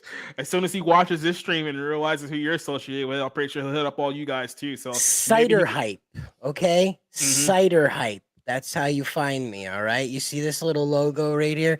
When you find me on Twitter with this little thingy, you got the right guy. Come on, let's have fun. Let's have fun. Yeah, I mean, hey, maybe he could be you and John's new locale that you can make fun of. Because I mean, we need a new Yahoo to throw around. The last one said he was going to kill himself, so you got to pull up, Oh you my know? God. yeah. So we need to refresh the Jeez. market there. Well, Yeah, I this is like the first time I'm actually dealing with something to this level. So Oh, it's going to get fun from here. we'll see. Yeah. I Well, don't have a YouTube. Wait so until they I call the should be fine. police on you from halfway around the world. That's a lot of fun. I believe it. Wow. And then said that you threatened to be like from Australia. Yeah. I got one hell of a javelin arm, man. One hell of a javelin arm. Word. Do you have to get a running start before you toss that thing across the sea, or it's like Bets on this guy being Magician a registered secrets. pedophile. What? Bets on this troll being a registered pedophile, because usually that's what happens. Tends to happen with these people. They're usually either psycho or they're a registered pedophile. or combination? You know, of that could have both? been what Rob said, right? Like he would have been like, okay, pedo defender, and then went to work or whatever, got a Yeah. sandwich, you know, went and took a shower. Yeah. And this guy's like, I'm going to steal 40 cakes and then destroy your life. Yeah. Oh my god. Rob went to go watch the Spider-Verse movie to be tortured for like an hour and a half. Like this guy's like plotting. He his paid his downfall. dues, okay, pal? He was been punished enough, all right? Yeah, No, I it's don't not. It's, understand this concept where people, generally speaking, like, well, I have a problem with this one dude, so I'm gonna go harass all these other people that have no idea what the fuck has even happened to begin with. Like, bro, if you like put 20 messages on one of my videos talking about Rob, I have no idea what you're talking about. You're just being insane. Like, how do you think? Why do you think I'm going to care? Like, clearly you're irrational. Go get the mental help that you need. Honestly, I mean, the sound of it, it sounds like this person is obsessed with Robert and just thinks that all of you will connect him or her. I'm assuming it's a man, but could be a woman. Is going to connect this individual to our dear Roberto, and I guess do what? I mean, what does he really want? It's not like he yeah. What do you wants hope to accomplish? That's yeah. Well, they I could be a shudder at hit or the a thought. day. You never know with these pronoun people nowadays. or Or is We this will is talk why- about the psychopathy of the pronoun people, but that's going to be our closer. So we'll get to that later. Okay. But Well, but this is why, guys, look, man, I don't like to necessarily charge to let people into spaces that I like, but hey, this is why my Discord's locked behind a channel membership. It just keeps the riffraff out. yep. And even then, time you can't keep them out. So that's what I got to do. Yep. Yeah, they might spend money, but I you know, And to be honest, that's the one thing that stopped me from opening up a Discord or possibly a guilded of my own is that I've seen multiple Discords fail over the last few years. And I just feel like if I even throw my hat in there, it's only going to end up the same way. So Yeah. Yeah, you need to just make it the most easy to keep out idiots as possible, and that's just to lock it behind some money. Even if it's just 99 cents. yeah.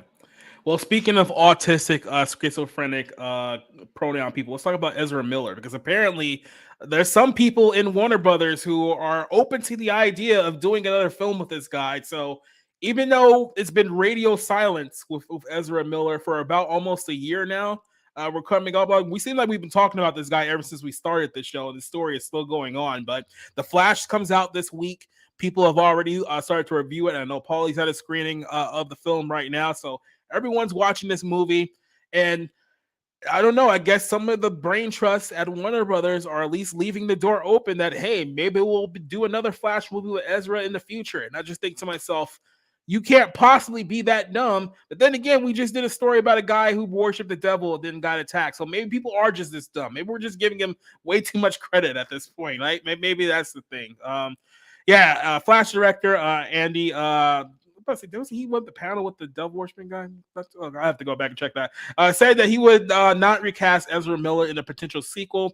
I don't think there's anyone that could play that character as well as they did. By the way, when they say they mean Ezra Miller because his pronouns are they, them. So you have to respect the pronouns of a guy who's running his own cult in Vermont last year until Warner Brothers shut that down. So here we have a story saying that despite both the studio, bigot, do you? Yeah, exactly. Jeez. It literally goes back to that old Ricky Gervais joke from like last year. It's like, well, what if he rapes me? It's like, what if she rapes you, you bigot? Turf. Despite the studio wanting to move past the Snyderverse and the actor's own recent criminal history, which has been well documented on pretty much both Bounding in the Comics and this podcast over the last year, Flash director is affirming that he will that if the film were to receive any kind of sequel, that Ezra Miller will remain his top choice to portray the cinematic version of the Flash. I would say that this is probably evidence that you should find a new director. Maybe that's goes. But the director, through his full support of Miller's potential return to the Speed Force during the recent appearance alongside the production partner and his wife, Barbara. I feel like I've covered these two before. I'm going to have to go into the vault. I feel like I know these two. The episode of The Discourse, and they talked about this story. Per the outlet at one point, Marchetti said that he would, when asked by his host whether Miller would return to the role of Barry Allen following his upcoming ventures to the multiverse, he replied, if a sequel happens, yes. So I don't think there's anyone that could play that character as well as Ezra did. He further plays other depictions of the character are great, but this particular vision of the character, Ezra just excelled in doing it. And you say there's two Barrys. It feels like there's a character was made for Ezra. I'm not saying them because then it just sounds like I'm having a stroke while I'm reading this story here. And then his wife Barbara said that in principal photography, Ezra was brilliant and the most committed, most professional actor. Okay. Ezra gave everything to this role physically, creatively, and emotionally. And Ezra were absolutely supreme. So the directors are saying, yeah, if there's another film, we'll definitely work with this guy. Once again, we'll definitely bring him back. Now, here's a couple things that happened with the story. The story here is that Ezra Miller is not going to be doing any press whatsoever for this film. He will be at the premiere, which I believe was tonight. I'm sure, or somewhere in the next a day or so, but he will be at the premiere. He's only going to be there in appearance only. He's not going to answer any media questions whatsoever. It's in and out. So Warner Brothers have apparently at least $300 million riding on this film. At the moment, that can go up with a production cost. It's not tracking very well at the moment. And then you look at, other issues going on here. You got people like Michael Shannon keep in mind, Michael Shannon went as far as to say that if your parents voted for Trump, that you should consider them dead to you because they're Trump supporters. But he went as far to say like, hey, I'd give people a hard time, but maybe we should give Ezra Miller a break. It's like, yeah, maybe you should go, F yourself. That's all I have to say there, buddy. But it doesn't seem like there's a big condemnation of Ezra Miller outside of Hollywood. So let me pass this question to you. Orange Hat, you just got back. I'm assuming you heard most of what I said there. What do you think about the possibility of Ezra Miller sticking around in the role in the DCEU or his role the Flash moving forward? I think that DC and Warner Brothers are just asking to be Chapter 11 because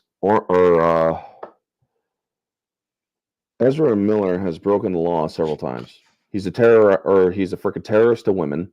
He's terrorized women over 4 different countries. 4 folks. UK, Iceland, Hawaii, and Germany. And yet this guy is getting away with shit because he's transgender, non-binary. He's a fucking freak is what he is. But he's getting away with all this shit because, well, star power will do that to you, but also because, I'm a protected class. Honestly, no. I will not support this movie with any money, nor should anybody with half of a brain cell. I mean, he's gotten away with too much. And yes, it's good that Michael Keaton's back, I guess. It's great that you're going to have your nostalgia.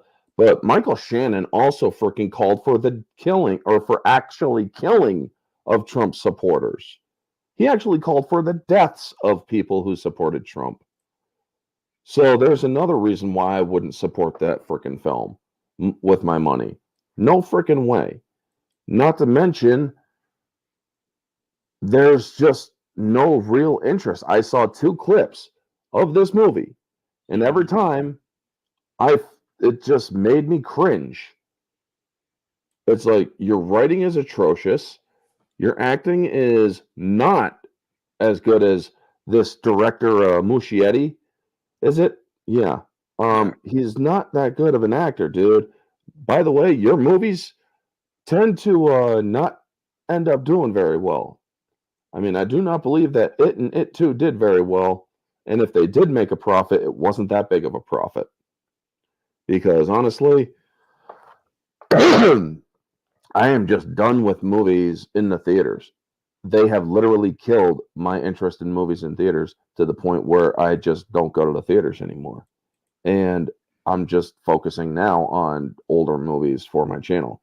But yeah, Warner Brothers as a whole has a big habit of embracing criminals, people who have broken the law.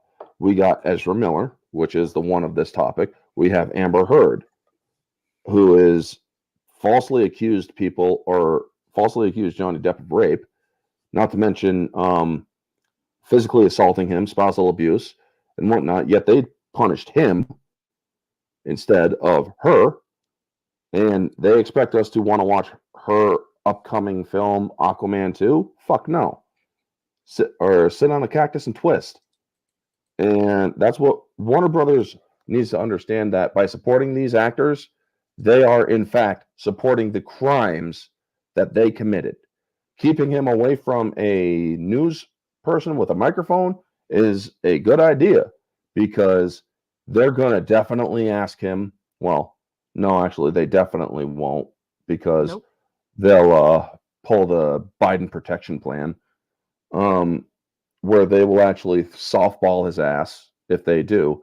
But yeah, they should definitely keep him away from the microphones, because you never know what that psychopath is going to say. Oh, I'm the second coming of Kali and Christ, or some shit like that. It's like, dude, shut the frick up. You belong in a nut house, and you belong with a straitjacket and pants that you are probably going to piss because they're too afraid to put you on the toilet. Fuck Ezra Miller.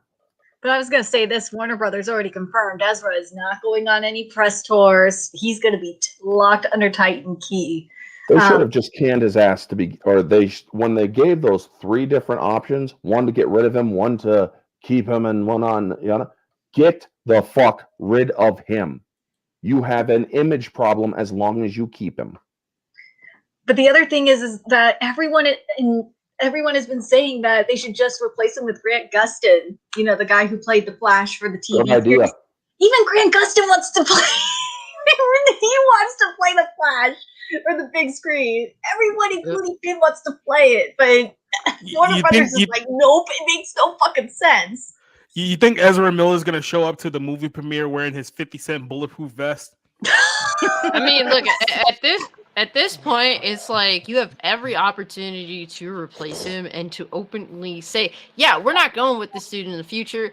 They have literally every opportunity. At some point, I have to assume that you actually co-sign the shit that he himself has done, especially since there's people, even going out of their way to say, yeah, we actually want him to continue. It's like, yeah, at some point, I have to think that you endorse Ezra Miller and all of his bad attributes, as well as the heinous shit he's done.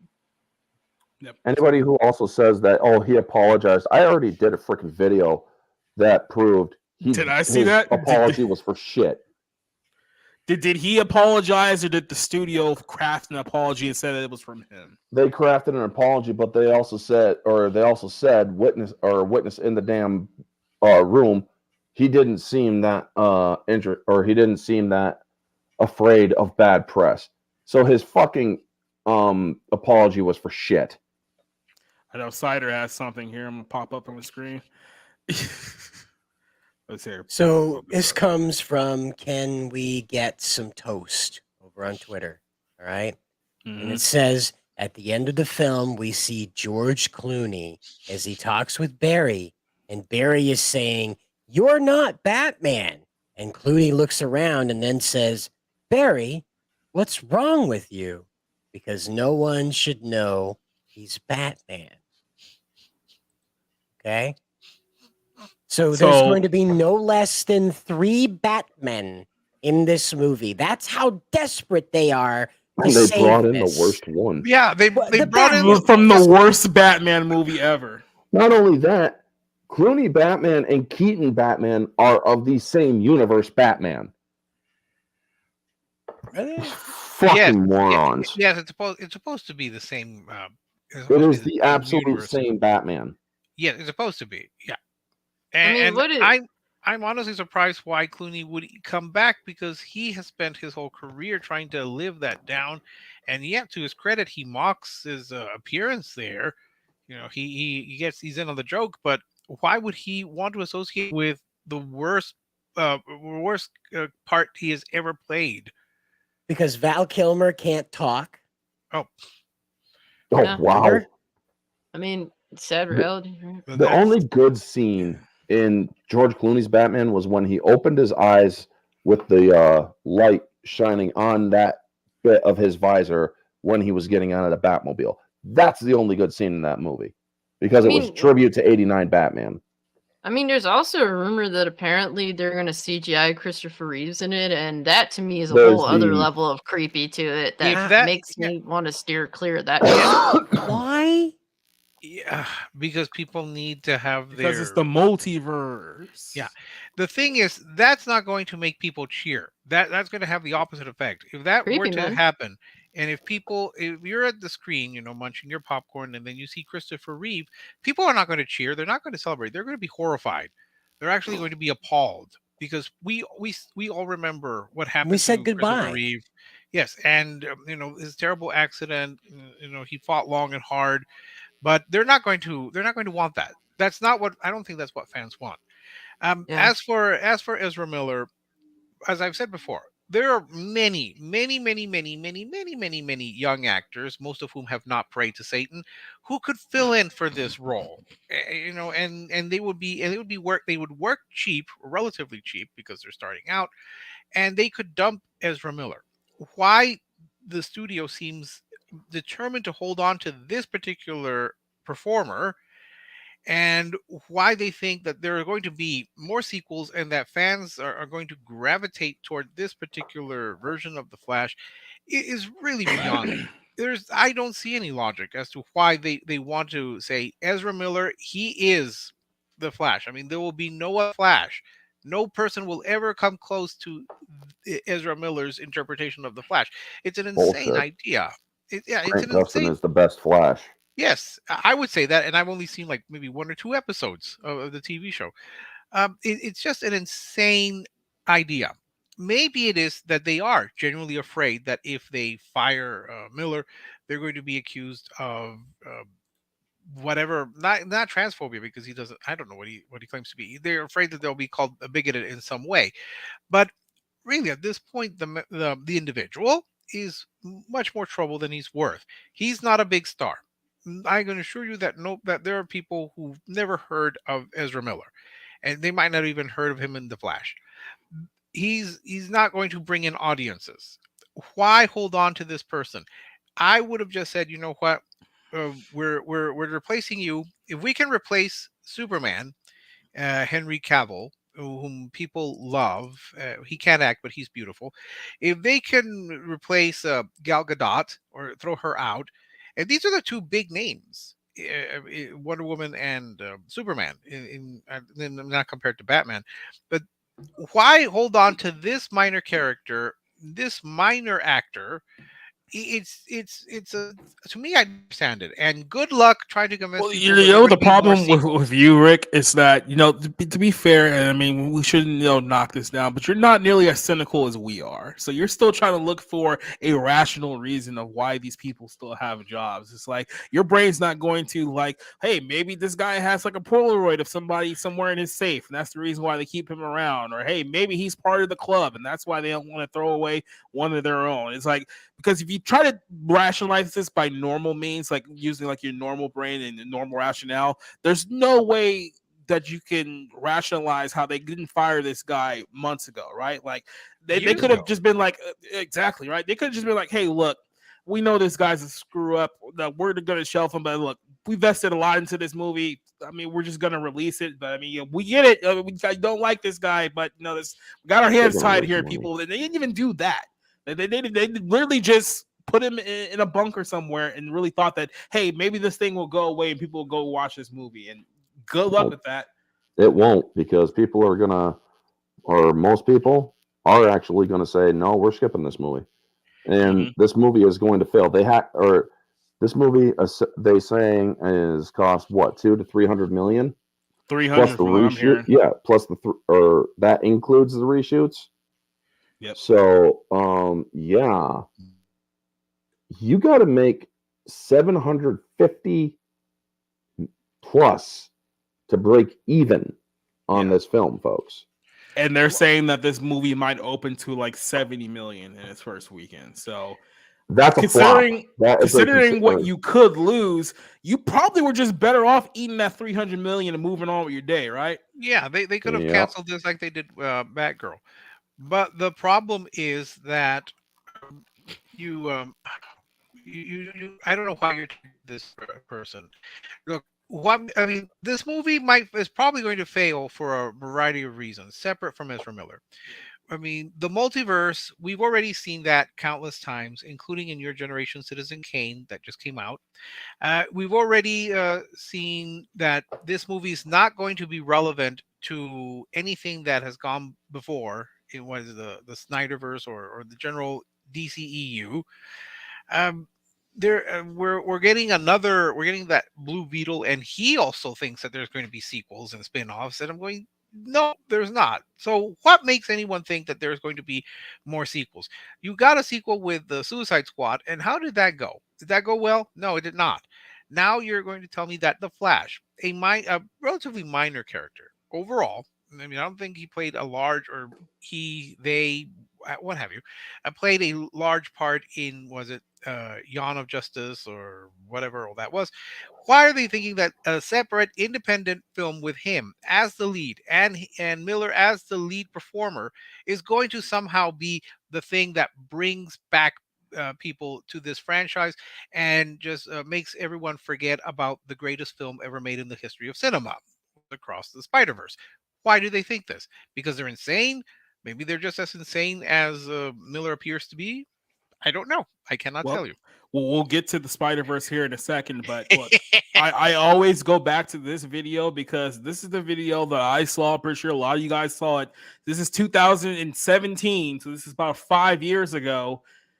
I don't know how any normal person could watch this video and be like, something's wrong here. So something's not quite right. This is before all the legal stuff. This is before we started choking people out in Finland and throwing chairs at people's heads in Hawaii and all this other stuff. It's like, this should have been the big glaring red flag right here, but apparently no one saw it but me. So I'm really into like the idea of the turning of the tides and how the last couple thousand years of human history have been so male dominated in a way that has not always served us. Clearly, here we are on the brink of destruction.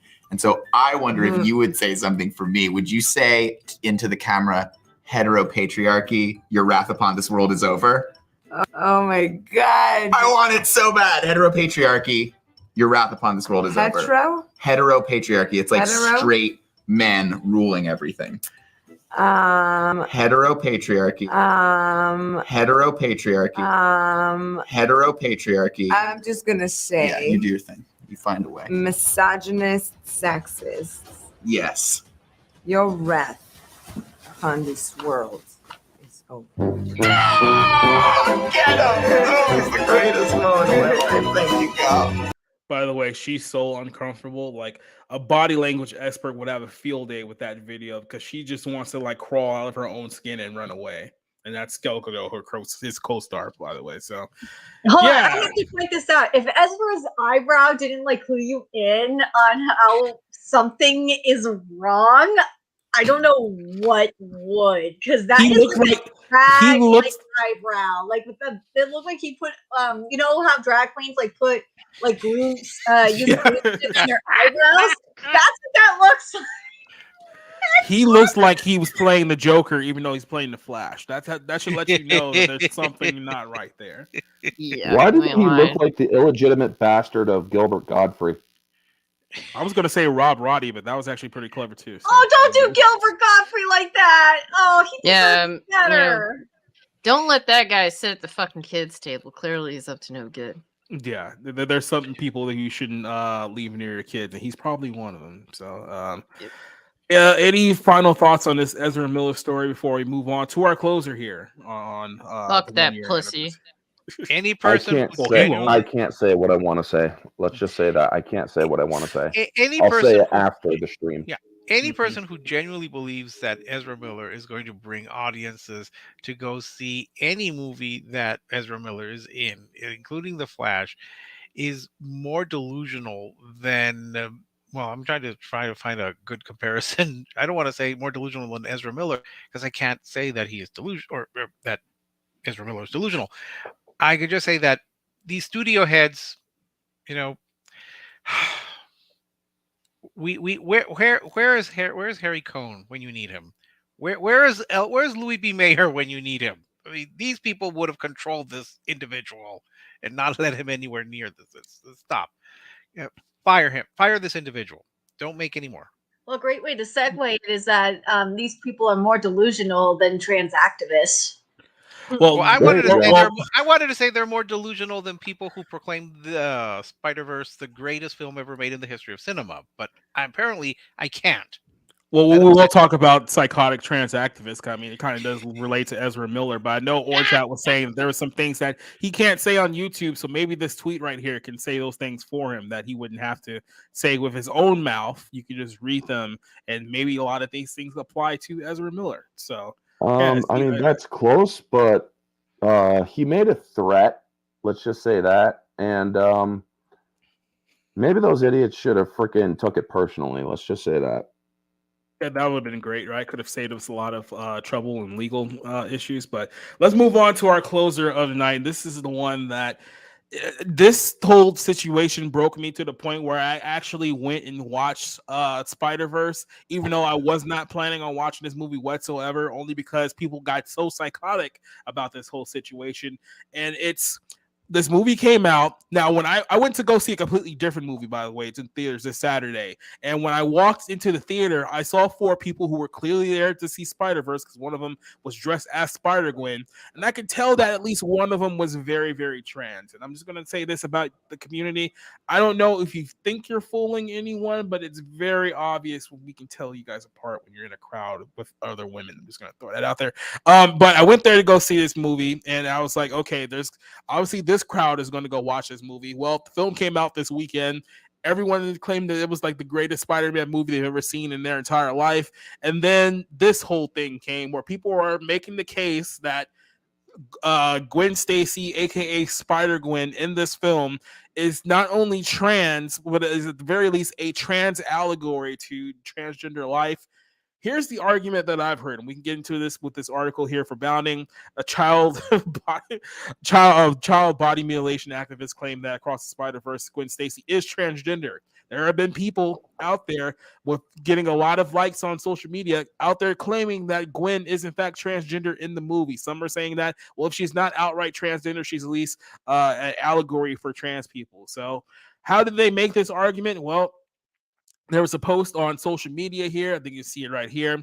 This is kind of what started a lot of the things here. It says that Gwen Stacy is trans. Her whole arc is trans allegory. The colors are the trans flag. But most telling, her white cop dad wears trans colors on his uniform. No cop is that much of an ally unless you have a trans member in your family. So keep in mind, in the photo here for the movie, there is a scene where Gwen is in her room and there is a trans flag in her room and it says protect trans kids. So that was snuck into the film here. So I wanted to keep this ideal in mind when we go on to our next point.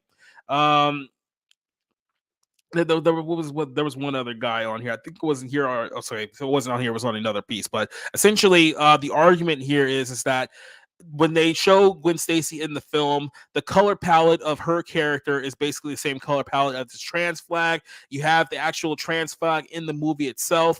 People are saying because in the story, she has to come out to her father as she is Spider-Woman. So in the story, her father's a cop. He's going after Spider-Woman, who he thinks is a criminal and a murderer. Then she has to come out to her dad saying, no, I'm Spider-Woman.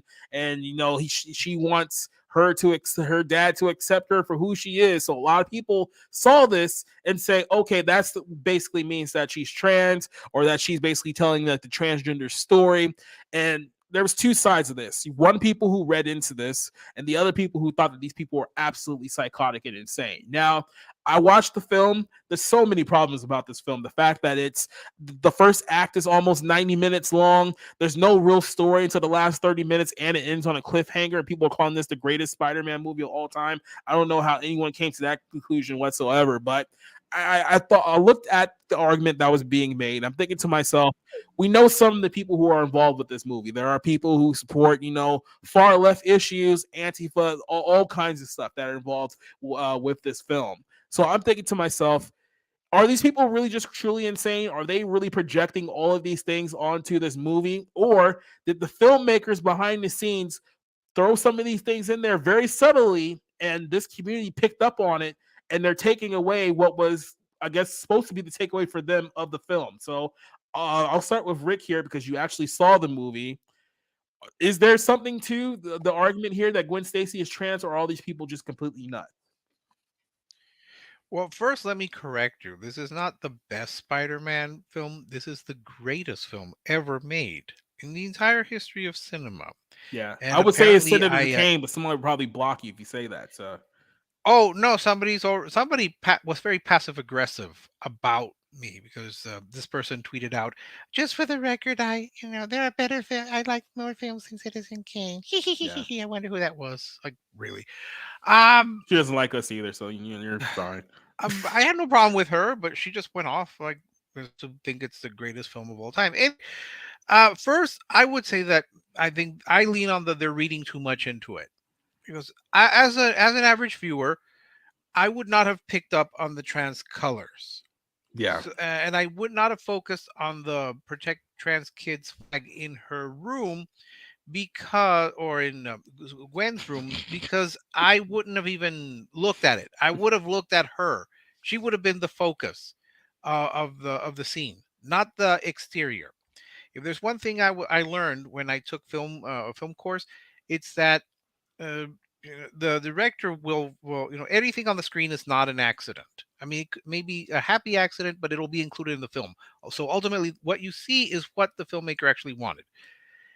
I think they're reading too much into it. But my question really is, if Spider-Gwen is trans, first off, does that mean that Spider-Gwen was born with a vagina and then came to the conclusion that Spider-Gwen needed a penis? And second, was Spider-Gwen born with a penis and then came to the conclusion that Spider-Gwen or Gwen needed a vagina to conform to the idea of him or herself? Yeah. Again, who's really, that is so small. I'm not going to notice that because I'm not going to focus on. But here's the question here for a second, because like I said, they snuck a lot of this stuff into the movie that a lot of people didn't notice. Like there's multiple trans flags in the film. Black Lives Matter. Yeah, Miles Morales has a Black Lives Matter sticker on his backpack. There's definitely references to Antifa in the film. There's references to a lot of, let's just say, there was also another one out there too, but there's a lot of far left ideologies that's being snuck in here. So it's like, are these people really crazy for thinking that this character is trans or some way involved in the trans movement, or are they just picking up on what's actually in the film? But the thing is, I think you really have to focus on this the way JFK assassination people focus on the Zapruder film and examine it to such an insane degree. People who are going to watch this movie, like myself, we're not going to even bother looking for things like that. Who really is going to be looking for things like that? Who's not The people who interested? are on Twitter, obviously. Well, but it just seems so whacked out to think that people are going to, oh, we're going to look to see if Captain Stacy's flag has a uniform has a Well, they trans didn't. flag. Hold on. They didn't look for that. That was deliberately put center screen in the foreground while Stacy's turned away, walking away from that in the background. You're meant to see that on his uniform. Oh, Yeah. well, I probably missed it because I was bored out of my mind watching, Well. the greatest film ever made in the history of cinema. Well, I know. maybe you just weren't paying attention. Here's another one that was actually in the article too. This is another argument here that, hey, look, there was a sequence in the film where she's in a room and the room is lit up with the colors of the trans flag. So I mean, look, you can call these people crazy all you want, but I mean, if they're sneaking it in there, I mean, obviously the signal got to somebody.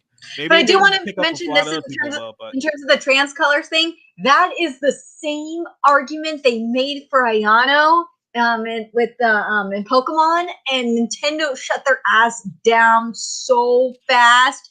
Then a lot of people are so annoyed that with the color argument, they think it's so stupid that you're gonna base a character's sexuality on colors. People are tired of that crap. Well, I could tell you that the people who are watching it people who were watching it around me, the ones who were still awake at the end, they were not thinking, "Oh, this is a trans allegory." They were thinking, "Oh, this is a Spider-Man movie with the Spider-Verse." I don't know why you go into a movie and think that that you should have an allegory. And my last question before Cassie takes over is, does this mean that Miles Morales is really gay? Because now he's attracted to Stacy, and if Stacy is transgender, Stacy is now a actual man, does that mean that Miles is attracted to a man and thus is gay? So I need that explained to me. Maybe that'll be explained in the follow-up to the greatest film ever made in the history of cinema. Go ahead, Cassie. I'm sorry to interrupt. I did have one other thing I was thinking about, which is what's going on with the production on this one, because with Spider-Verse, the original Spider-Verse, none of this crap. But with this, there's so much political messaging going on. Is the new executives at Sony just forcing this shit down their Chris Miller's throat, or forcing them to do this? And is it the same thing? No, I think it's the same thing to Clone High as well, because Clone High is having this problem as well. Well, I was going to say, you also have to ask the question. I mean, Phil Lord and then the other guy, are they even guys who would object to this, even if someone did want to insert this into the movie? Like, no, they'd be are they really going to fight it? Yeah, exactly. Like, I mean, when I'm hearing multiple references to a lot of activistic groups and whatever, and you said that people that are that have made it known that apparently they either support or are part of Antifa. Antifa, all they want to do is create chaos. So it wouldn't surprise me they purposely put these things in there because they know that the trans community are a bunch of deranged freaking people on Twitter that literally will fight tooth and nail to feel like they are represented by this film. And this stuff does cause outrage or outcries or just basically anything that they want to do. Antifa, anything that anything to basically destabilize society. I'm sure that they openly support being perpetrators of it and causing it. So it doesn't surprise me at all. This is a part of it. And when you do look at that one picture in which you see a trans flag on the dude's Gwen's father's outfit, whatever, and that it does take center stage in that scene. I mean, it's pretty obvious what they're trying to do. Obviously Gwen isn't trans as much as the deranged individuals on Twitter want to force it to be so. I mean, there's nothing, at least that I've heard in the comic books, that's led to this. Trust me, they've made a bunch of other people a part of the LGBT within Marvel Comics over the past 3 years alone, but Gwen just does not happen to be one of them. So stick to, I guess, one of the other characters that are bi, trans, or whatever the hell have you now. Yeah, like I've seen that even in, I believe, in the trailer, if I'm not mistaken. So yeah, just based upon that, the whole protect trans kids, imposing sexuality on children was an insta I don't give a fuck about your movie. There's so many things that I can point to that, and I haven't even seen the movie, that are just absolutely ridiculous to me. You have Spider-Woman who's fucking pregnant, putting her unborn child at risk, all to be the a heroic person. You're not a heroic person. You're putting your own child at risk. You're a piece of shit, and I wouldn't trust you. If I can't even trust you with your own child that you're bearing, what makes you think I'm gonna trust you with any fucking thing? Not to mention they race swap Jessica Drew. All these references to all these political movements. Yeah, I don't give a fuck about your movie. I don't care how great you claim to think it is. There's nothing you could do that's going to get me to watch or support this piece of shit. You can go fuck yourself. Well, first off, I just want to point out, Cassie, that in this movie, Peter Parker also puts his child at risk because he takes his daughter, who's an infant, on this chase to go after Miles Morales. He does the same thing. So a lot of kids are put in danger. That's a here. man. That's different. That's a dude. But a woman. There's a difference between men and women, no matter what you think, and just no matter what anyone thinks. The fact that a woman who is supposed to nurture the next generation is putting her own unborn child at risk. I mean, we know what these people think about unborn children, that they're worthless. That's how they feel as though in their minds. And the fact that this woman that's supposed to be the bearer of the next generation is putting her own child at risk. Yeah, go fuck yourself. Before I let Orchat make his point, Cider has this video here. You want to explain to the people? We're only going to listen to the first 34 seconds of this. This is the executive of BlackRock. BlackRock, Harry Soto, by the way. Yeah, Larry Finks, whatever. He's going to explain what BlackRock is doing with being on the board of every media company in the world. It's just you have to force behaviors, and if you don't force behaviors, whether it's gender or race or just any way you want to say the composition of your team, you're going to be impacted. And that's not recruiting; it is development, as Ken said. How do you force change, though? I mean, Larry, BlackRock has really been in the forefront of the ESG movement within corporate governance and a real leader, and yet change is so slow. So what is, and Ken as well, how do you force change when it is so incremental and so gradual? How do you do something more radical? Have you thought about that? Has the board of American Express thought about more radical things we could do to enhance diversity and inclusion? Because it has to be imbued in the culture of a firm. It has to be talked about. It has to be shown. Behaviors across the entire firm in every region have to be similar. And every citizen of the firm has to understand what is acceptable behaviors. Did you hear that? Yeah, so in case you weren't following, that's BlackRock, one of the biggest investment firms in the world that owns pretty much a piece of every single company you could possibly think of, saying that they essentially have to engineer a new behaviors around gender, race, and etc. So, but they also said every citizen of the firm. Oh yeah, yep. And like I said, and people wonder, what's the reason behind all of this stuff? It's like, well, I mean, sometimes the answer is just right there in your face. Yeah. Oh, go ahead. I was gonna let you go. My question to Rick: you said you saw this movie.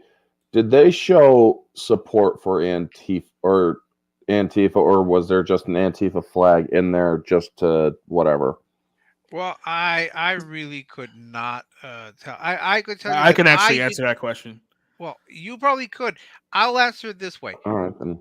I did not really notice it because I was overwhelmed visually with everything that was thrown at me in terms of the color, in terms of the very lengthy scenes that added nothing to whatever plot they were saying.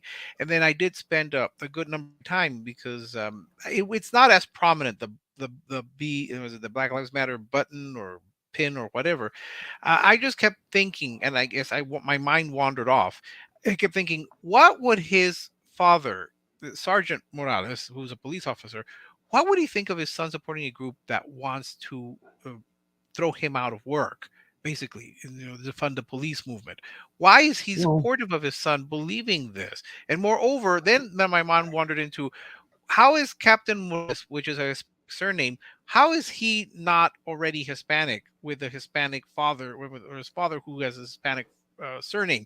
I was getting more and more confused, and by that time we ended up in Mumbai with the Indian Spider-Man, who was pointing out where the British kept all the stuff that they stole, which again made less sense to me. All right. So by that time, I was just completely. I think I wrote in my notes, "This is boring." Well, And so I can I lost also track. the answer to the question that you actually asked is that there's one character called Spider Punk who's basically the black punk rock version of Spider-Man. Now he comes from a universe that is ruled by a totalitarian regime. That's how it's explained. So of course he has very quote unquote anti-fascist views. I think at one point he was like literally standing like an Antifa Black Lives Matter protester was going eye to eye with the police in the quick little cutscene in the films. Like I said, there's a lot of things in this movie that are very subtly. It may go over some people's head. I think it went over a lot of people's head, but it's definitely there.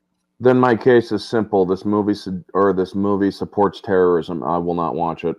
As for the whole transgender thing,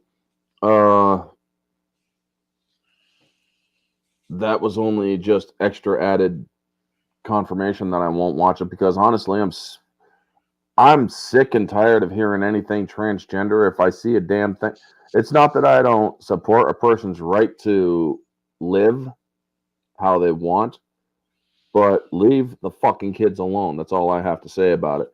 But it's also to the point where I'm just sick and tired of hearing it. And if if they're going to be shoving this shit in my face, I'm not going to be fucking watching it, period. But the fact that they actually do have one of these spider people who is supposed to be an embodiment of justice and whatnot, and they're supporting a terrorist group like Antifa, because I'm not mincing words, folks. Antifa is a terrorist organization, whether the government wants to label it or not. We also had a terrorist attack on our nation earlier this year, because the Antifa group that attacked the police station, or that police thing in Georgia, those guys came in from outside of our country. So yeah, our country had a terrorist attack and nobody even fucking talked about it. Keep in mind that the first Into the Spider-Verse movie, one of the directors there, Peter Ramsey, openly supported Antifa during the promotion of his film. So yeah. Not only that, guys have been there for a while. The fact, and if I would have known that ahead of time, I wouldn't have seen that movie in theaters. So honestly, if they want to push this rhetoric, that's their prerogative. I'm not going to be watching this crap anymore. And they're only confirming that I have no use for their products. What were we gonna say, Nerds? Well, something that Jacob had in the article, which I found that tweet and sent it to John, is that one tweet saying that that trans activist is like, I'm totally fine with shoving queer content down people's throats and making everything trans, and you guys could be salty for all I care. I'm like, dude. For those of you that don't know, the One Piece fandom united and destroyed the hell out of the pro-trans Yamato movement, and the Spider-Man fandom, from what I'm seeing, is not happy with these people trying to make Spider-Gwen trans, and it seems like they're starting to come together.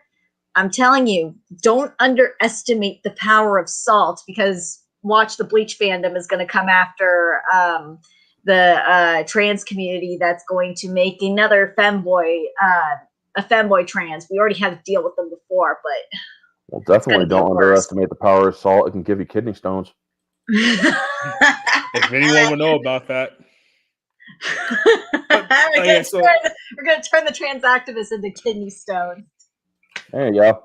But yeah, this is kind of much my bigger problem with like putting all of this propaganda from the film inside. This is kind of my problem with the movie in and of itself as an idea is that they know that their cash cow is Peter Parker. Like Sony's not stupid. They know that people pay big money to see Peter Parker Spider-Man, but they also know that there's this growing movement on social media and with this progressive community that, hey, we want Miles Morales to be identified and be affirmed as quote unquote the real Spider-Man. So it's like, well, hey, if we give them this animated Spider-Man movie where we put Miles Morales together, which is with all these other characters, let's be honest, they're pretty much what?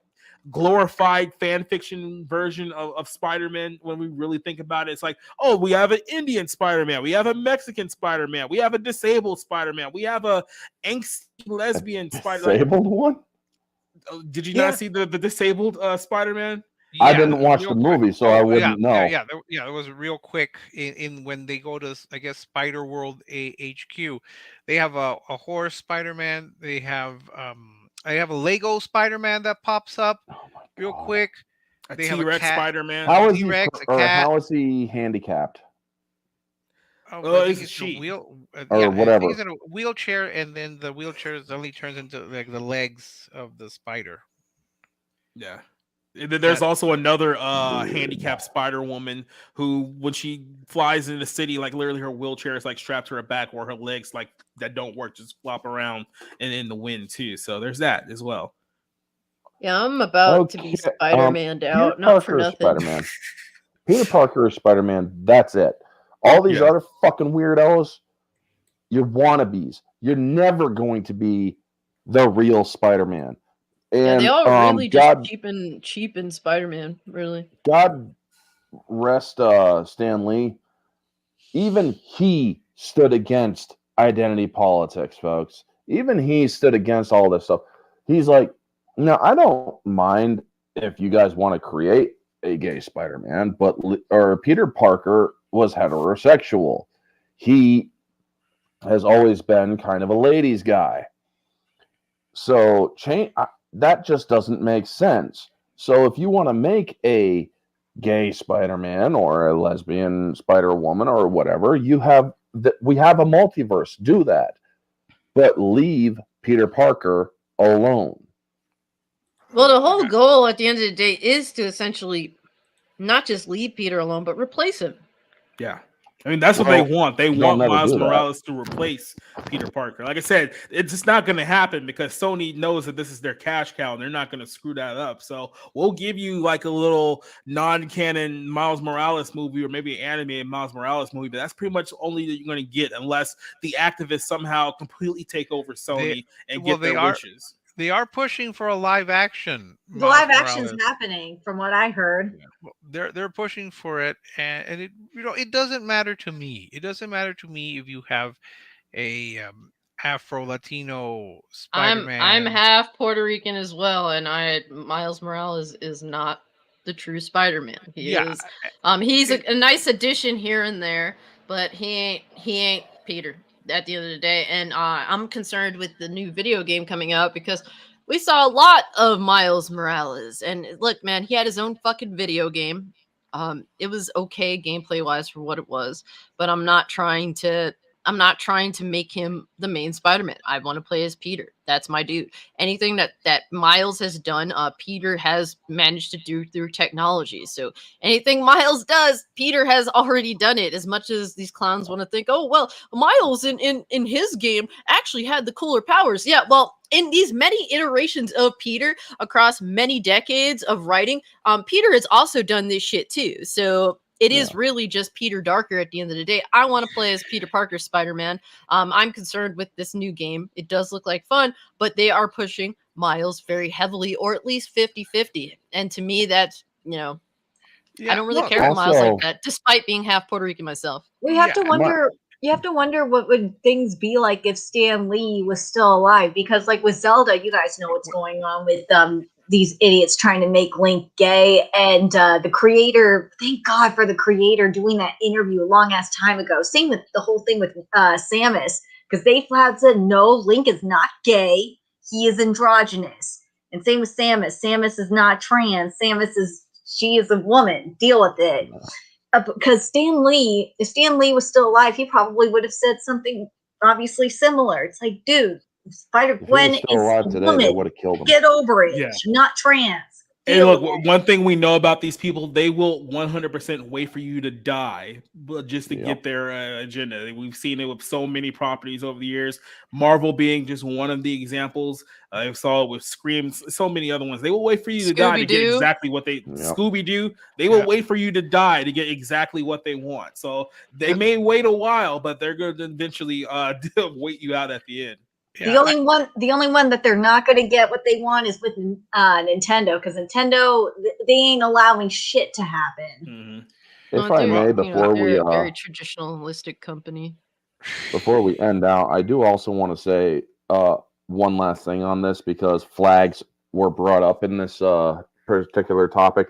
There's only one flag that I fly. That's the American flag. It's all inclusive. Any other flag is a false flag. Yeah. And as far as I'm concerned, that's a false idol.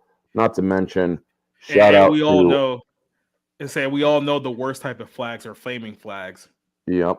And also, on this day, 79 years ago, people need to remember that people were getting out on a beach and taking bullets for our freedoms. They embarked on the Great Crusade. And I don't think you could even use that term anymore. Picking up a bit on what Cassie said, look, I'm Mexican and I identified with Peter.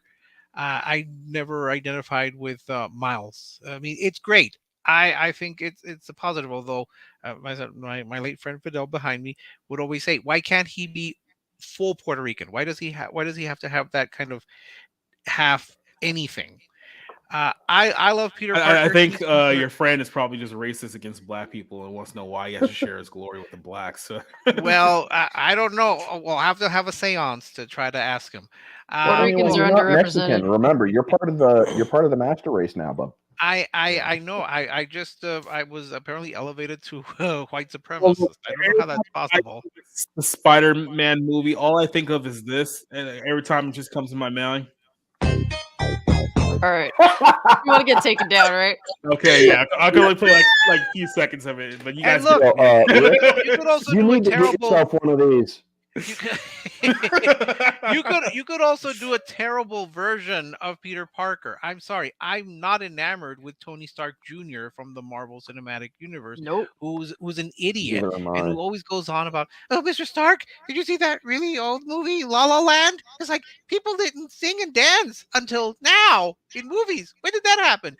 He's a total idiot. I hate his version. Nothing against Tom Holland, but I hate his version. Tom Holland sucks a bag of what. He's done probably one of the worst versions of Spider-Man. I actually would think Miles Morales would be an improvement over Tom Holland's version. So you can do a bad Peter Parker. Trust me. You don't need to have any other version. And we're getting another movie with Tom Holland instead of a movie with Tobey Maguire, which we should be getting one, especially after No Way Home. I'm not happy. We're getting another superhero movie. Oh, fucking! I'm so excited after being. What are they going to call this one? Spider-Man Homeless? Probably Retirement Home. I can say that New Home Order.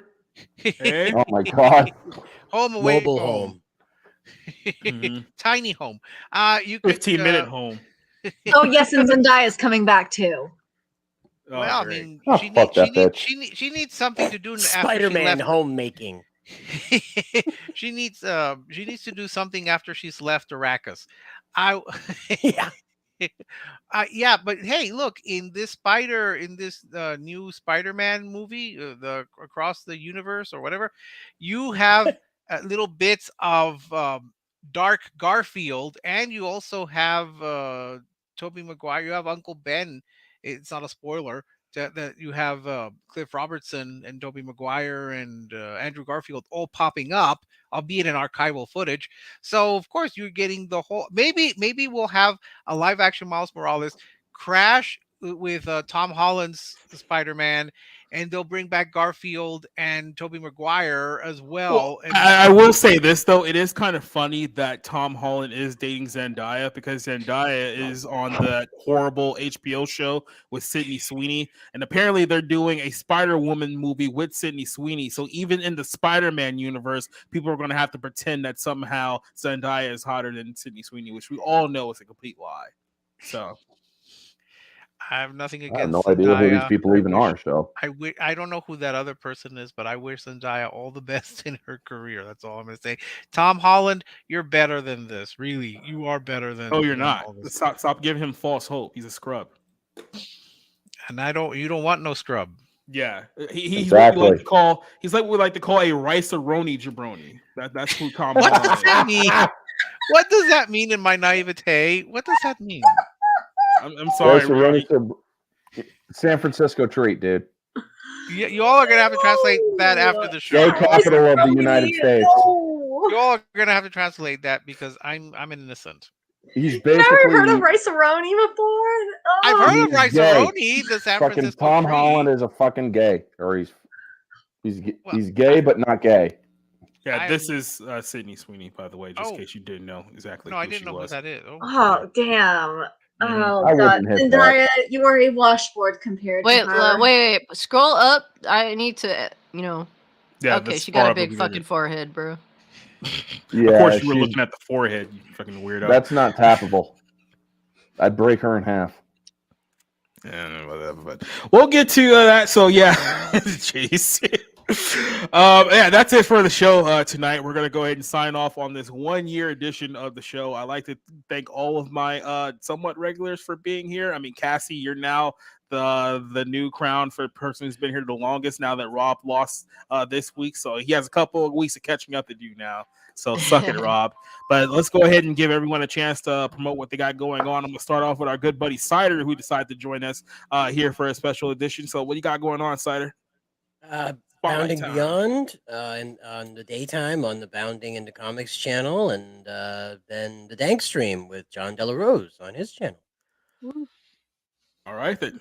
And then hopping over to our other good buddy, undisputed barroom champion. Now that you've taken Rob's title, what do you got on your docket outside of dealing with trolls who email you several times throughout the day? Hey man, I'm carrying the weight. The main chick here carrying the weight, carrying Rob's haters, carrying the Barroom podcast. Hey man, it is what it is. I can do it. I can handle it. These are some broad feminine shoulders, okay? So I can do this. But guys, definitely follow me on Kick, Cult Classic Cage. I'm streaming video games on there. I do a lot of gaming content. Sometimes I do talk about things outside of gaming, such as I dumped on The Little Mermaid. I'm so happy to see yet another remake take a ugly ass L at the box office. I root for Disney's failure, and I might start rooting for Sony's failure too, with all these strange messages from them that are pretty messed up, honestly, and desire to cause chaos. If you want to cause chaos, well, I can root for your downfall. So, but I have definitely plenty of content. Just did a live stream today, discussing all sorts of topics, kind of making fun of Dreamcast guy, excuse me. Also, uploaded a video, so check out my YouTube channel, Cult Classic Cage, or if you want to hit me up on Twitter, Cult Classic Cage. All right. Joining us, slowly recovering from her forever sickness, is Nerdigans. What you got coming up? I'm slowly getting back into the swing of things on my channel, Nerdigans Inc., where I cover manga and anime. I have a stockpile of stories that I am working on for Bounding, and after this, I get to call my brother because it's his birthday today. And yes, I know we were born a week apart. It's weird. But yeah. So I will hopefully have everything back in order by next week. And hopefully the cat does not break my charger again, because I would really not like to have to spend another $14. Yeah, that would suck for you. So. Yes, that would very much suck. At least it's not $25 this time. I just buy a new phone at that rate. Well, I had to buy a new phone. I still have to go activate it. Or chat, what you got coming up? Well, I'm still doing reviews. I just slugged out or pushed out a bunch of freaking reviews last week. I got my mystery reviews. The month of June are sword themed. The next week's hints are the same as the one that I just did, embellished history and the main characters die. However, there will be a different hint, which is a character with 2 different eye colors, as well as MCU Sundays, where me and the Hat Crew are discussing. This week, it's Captain America and the Winter Soldier, one of the better Phase 2 movies. And also, I cover entertainment news and controversy. I'm probably going to be doing a review tomorrow afternoon for the movie Sidekicks with Chuck Norris. It's a fun little movie. And yeah, you can find me here every Tuesday night on Society's channel, and Tuesday or Wednesdays every month. Not every Wednesday, but 2 weeks out of each month with my friend Mara Jade, where we do 1s and 2s with a movie and its sequel. And this month is Bill and Ted and Bill and Ted 2.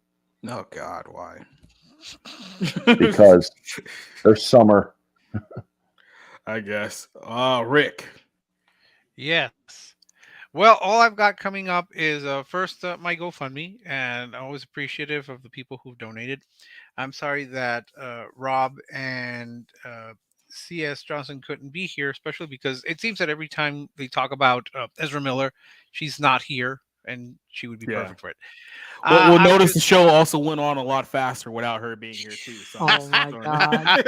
Brutal. That's a low blow. I would just say, yeah, just the GoFundMe that's still going on. I'm writing at least 1 haiku a week, so that's getting my writing back again. Looking forward to that, and more reviews, including the review of the greatest film ever made in the history of cinema. I'm actually struggling with that one, but just reviews, 1 haiku a week, GoFundMe. And yeah, just trying to look forward to more reviews and hopefully better films. There has to be better films than what we've seen. Yeah, So good luck. Maybe not in this country, but sorry for another day. I keep hoping. All right, letting you guys know what we got coming up tomorrow night. Actually, I don't think I actually will be on the Black Pill stream tomorrow. I might not be on the Black Pill stream. If not, I'll be on late, so we'll have to see how that goes. But it will happen tomorrow night on Bounding in the Comics YouTube, so go check that out there. This Friday night, for all you guys who are listening to us in the chat right now, on Rumble and on Twitch, we are watching a Chuck Norris movie for movie night. We're watching Invasion USA, the 1984 film. So if you want to see stuff blow up, if you want to see Chuck Norris kick people's asses, definitely join us for that one. On our Rumble account, we're reaching 80 subs on Rumble, so we're on our way to 100 subs there. We only have a few more subs here on YouTube to get to 900, so we're moving on a couple of goals right now, but definitely check us out Friday night for Invasion USA, Chuck Norris. Monday night, me, Rob, and Rick will be back talking about the new Transformers movie, and then next Tuesday night, we'll be back here on the Barroom Podcast. So thank you to everyone who joined us on the show today. Thank you for my panel for joining us here today, but we're going to go ahead and sign off. So, of course, I'm going to go to my new outro here from Brie Larson. I'm probably going to have to extend this just a little bit here as well, but we're signing off. We're getting out of here. Thank you, guys. We will see you guys. Hopefully, we'll see you on Friday when we watch the damn movie, but until then, adios. Goodbye, people. Hey guys, it's Brie Larson, aka Captain Marvel. I'm here because Society Reviews didn't want to spend the end of the show pronouncing the names of the people in the chat, so I'm here to do it for him. Let's be honest, he wasn't very good at it anyway. Okay, let's go. Alex vs. Evil, how are you doing, buddy? Nuke Dukem, see I actually pronounced your name correctly, unlike some people. Doba Fett, nice to see you again. Neozoic, what is up, my man? Drax the Clown, that is a scary-looking avatar. Iman Rich the Swag Lord, I don't know what that means, but okay. Zero Dozer, thanks for joining us tonight. JEC, that avatar is pretty scary. DK, what is good, homie? CS Johnson, aren't you on the show? Why are you here? Cult Classic Cage, wasn't you talking shit about me not too long ago? Hey Spencer, I see you in the chat. I know you want some of this. Call me. Matsumoto Rico, what is that, like Korean or something? Bounding into comics, is that the Catholic dude who always talks shit about me? Copa Catania, how is the baby? Rob Motto, why are you still in Washington, dude? Holy shit, are you trying to get stabbed or something? I think that is it. If I didn't mention your name, you probably aren't that important. This is the end of the show. Good night. Goodbye. And now it is time to play some Spring Yard. Later, guys. Okay, where's my money, Jacob?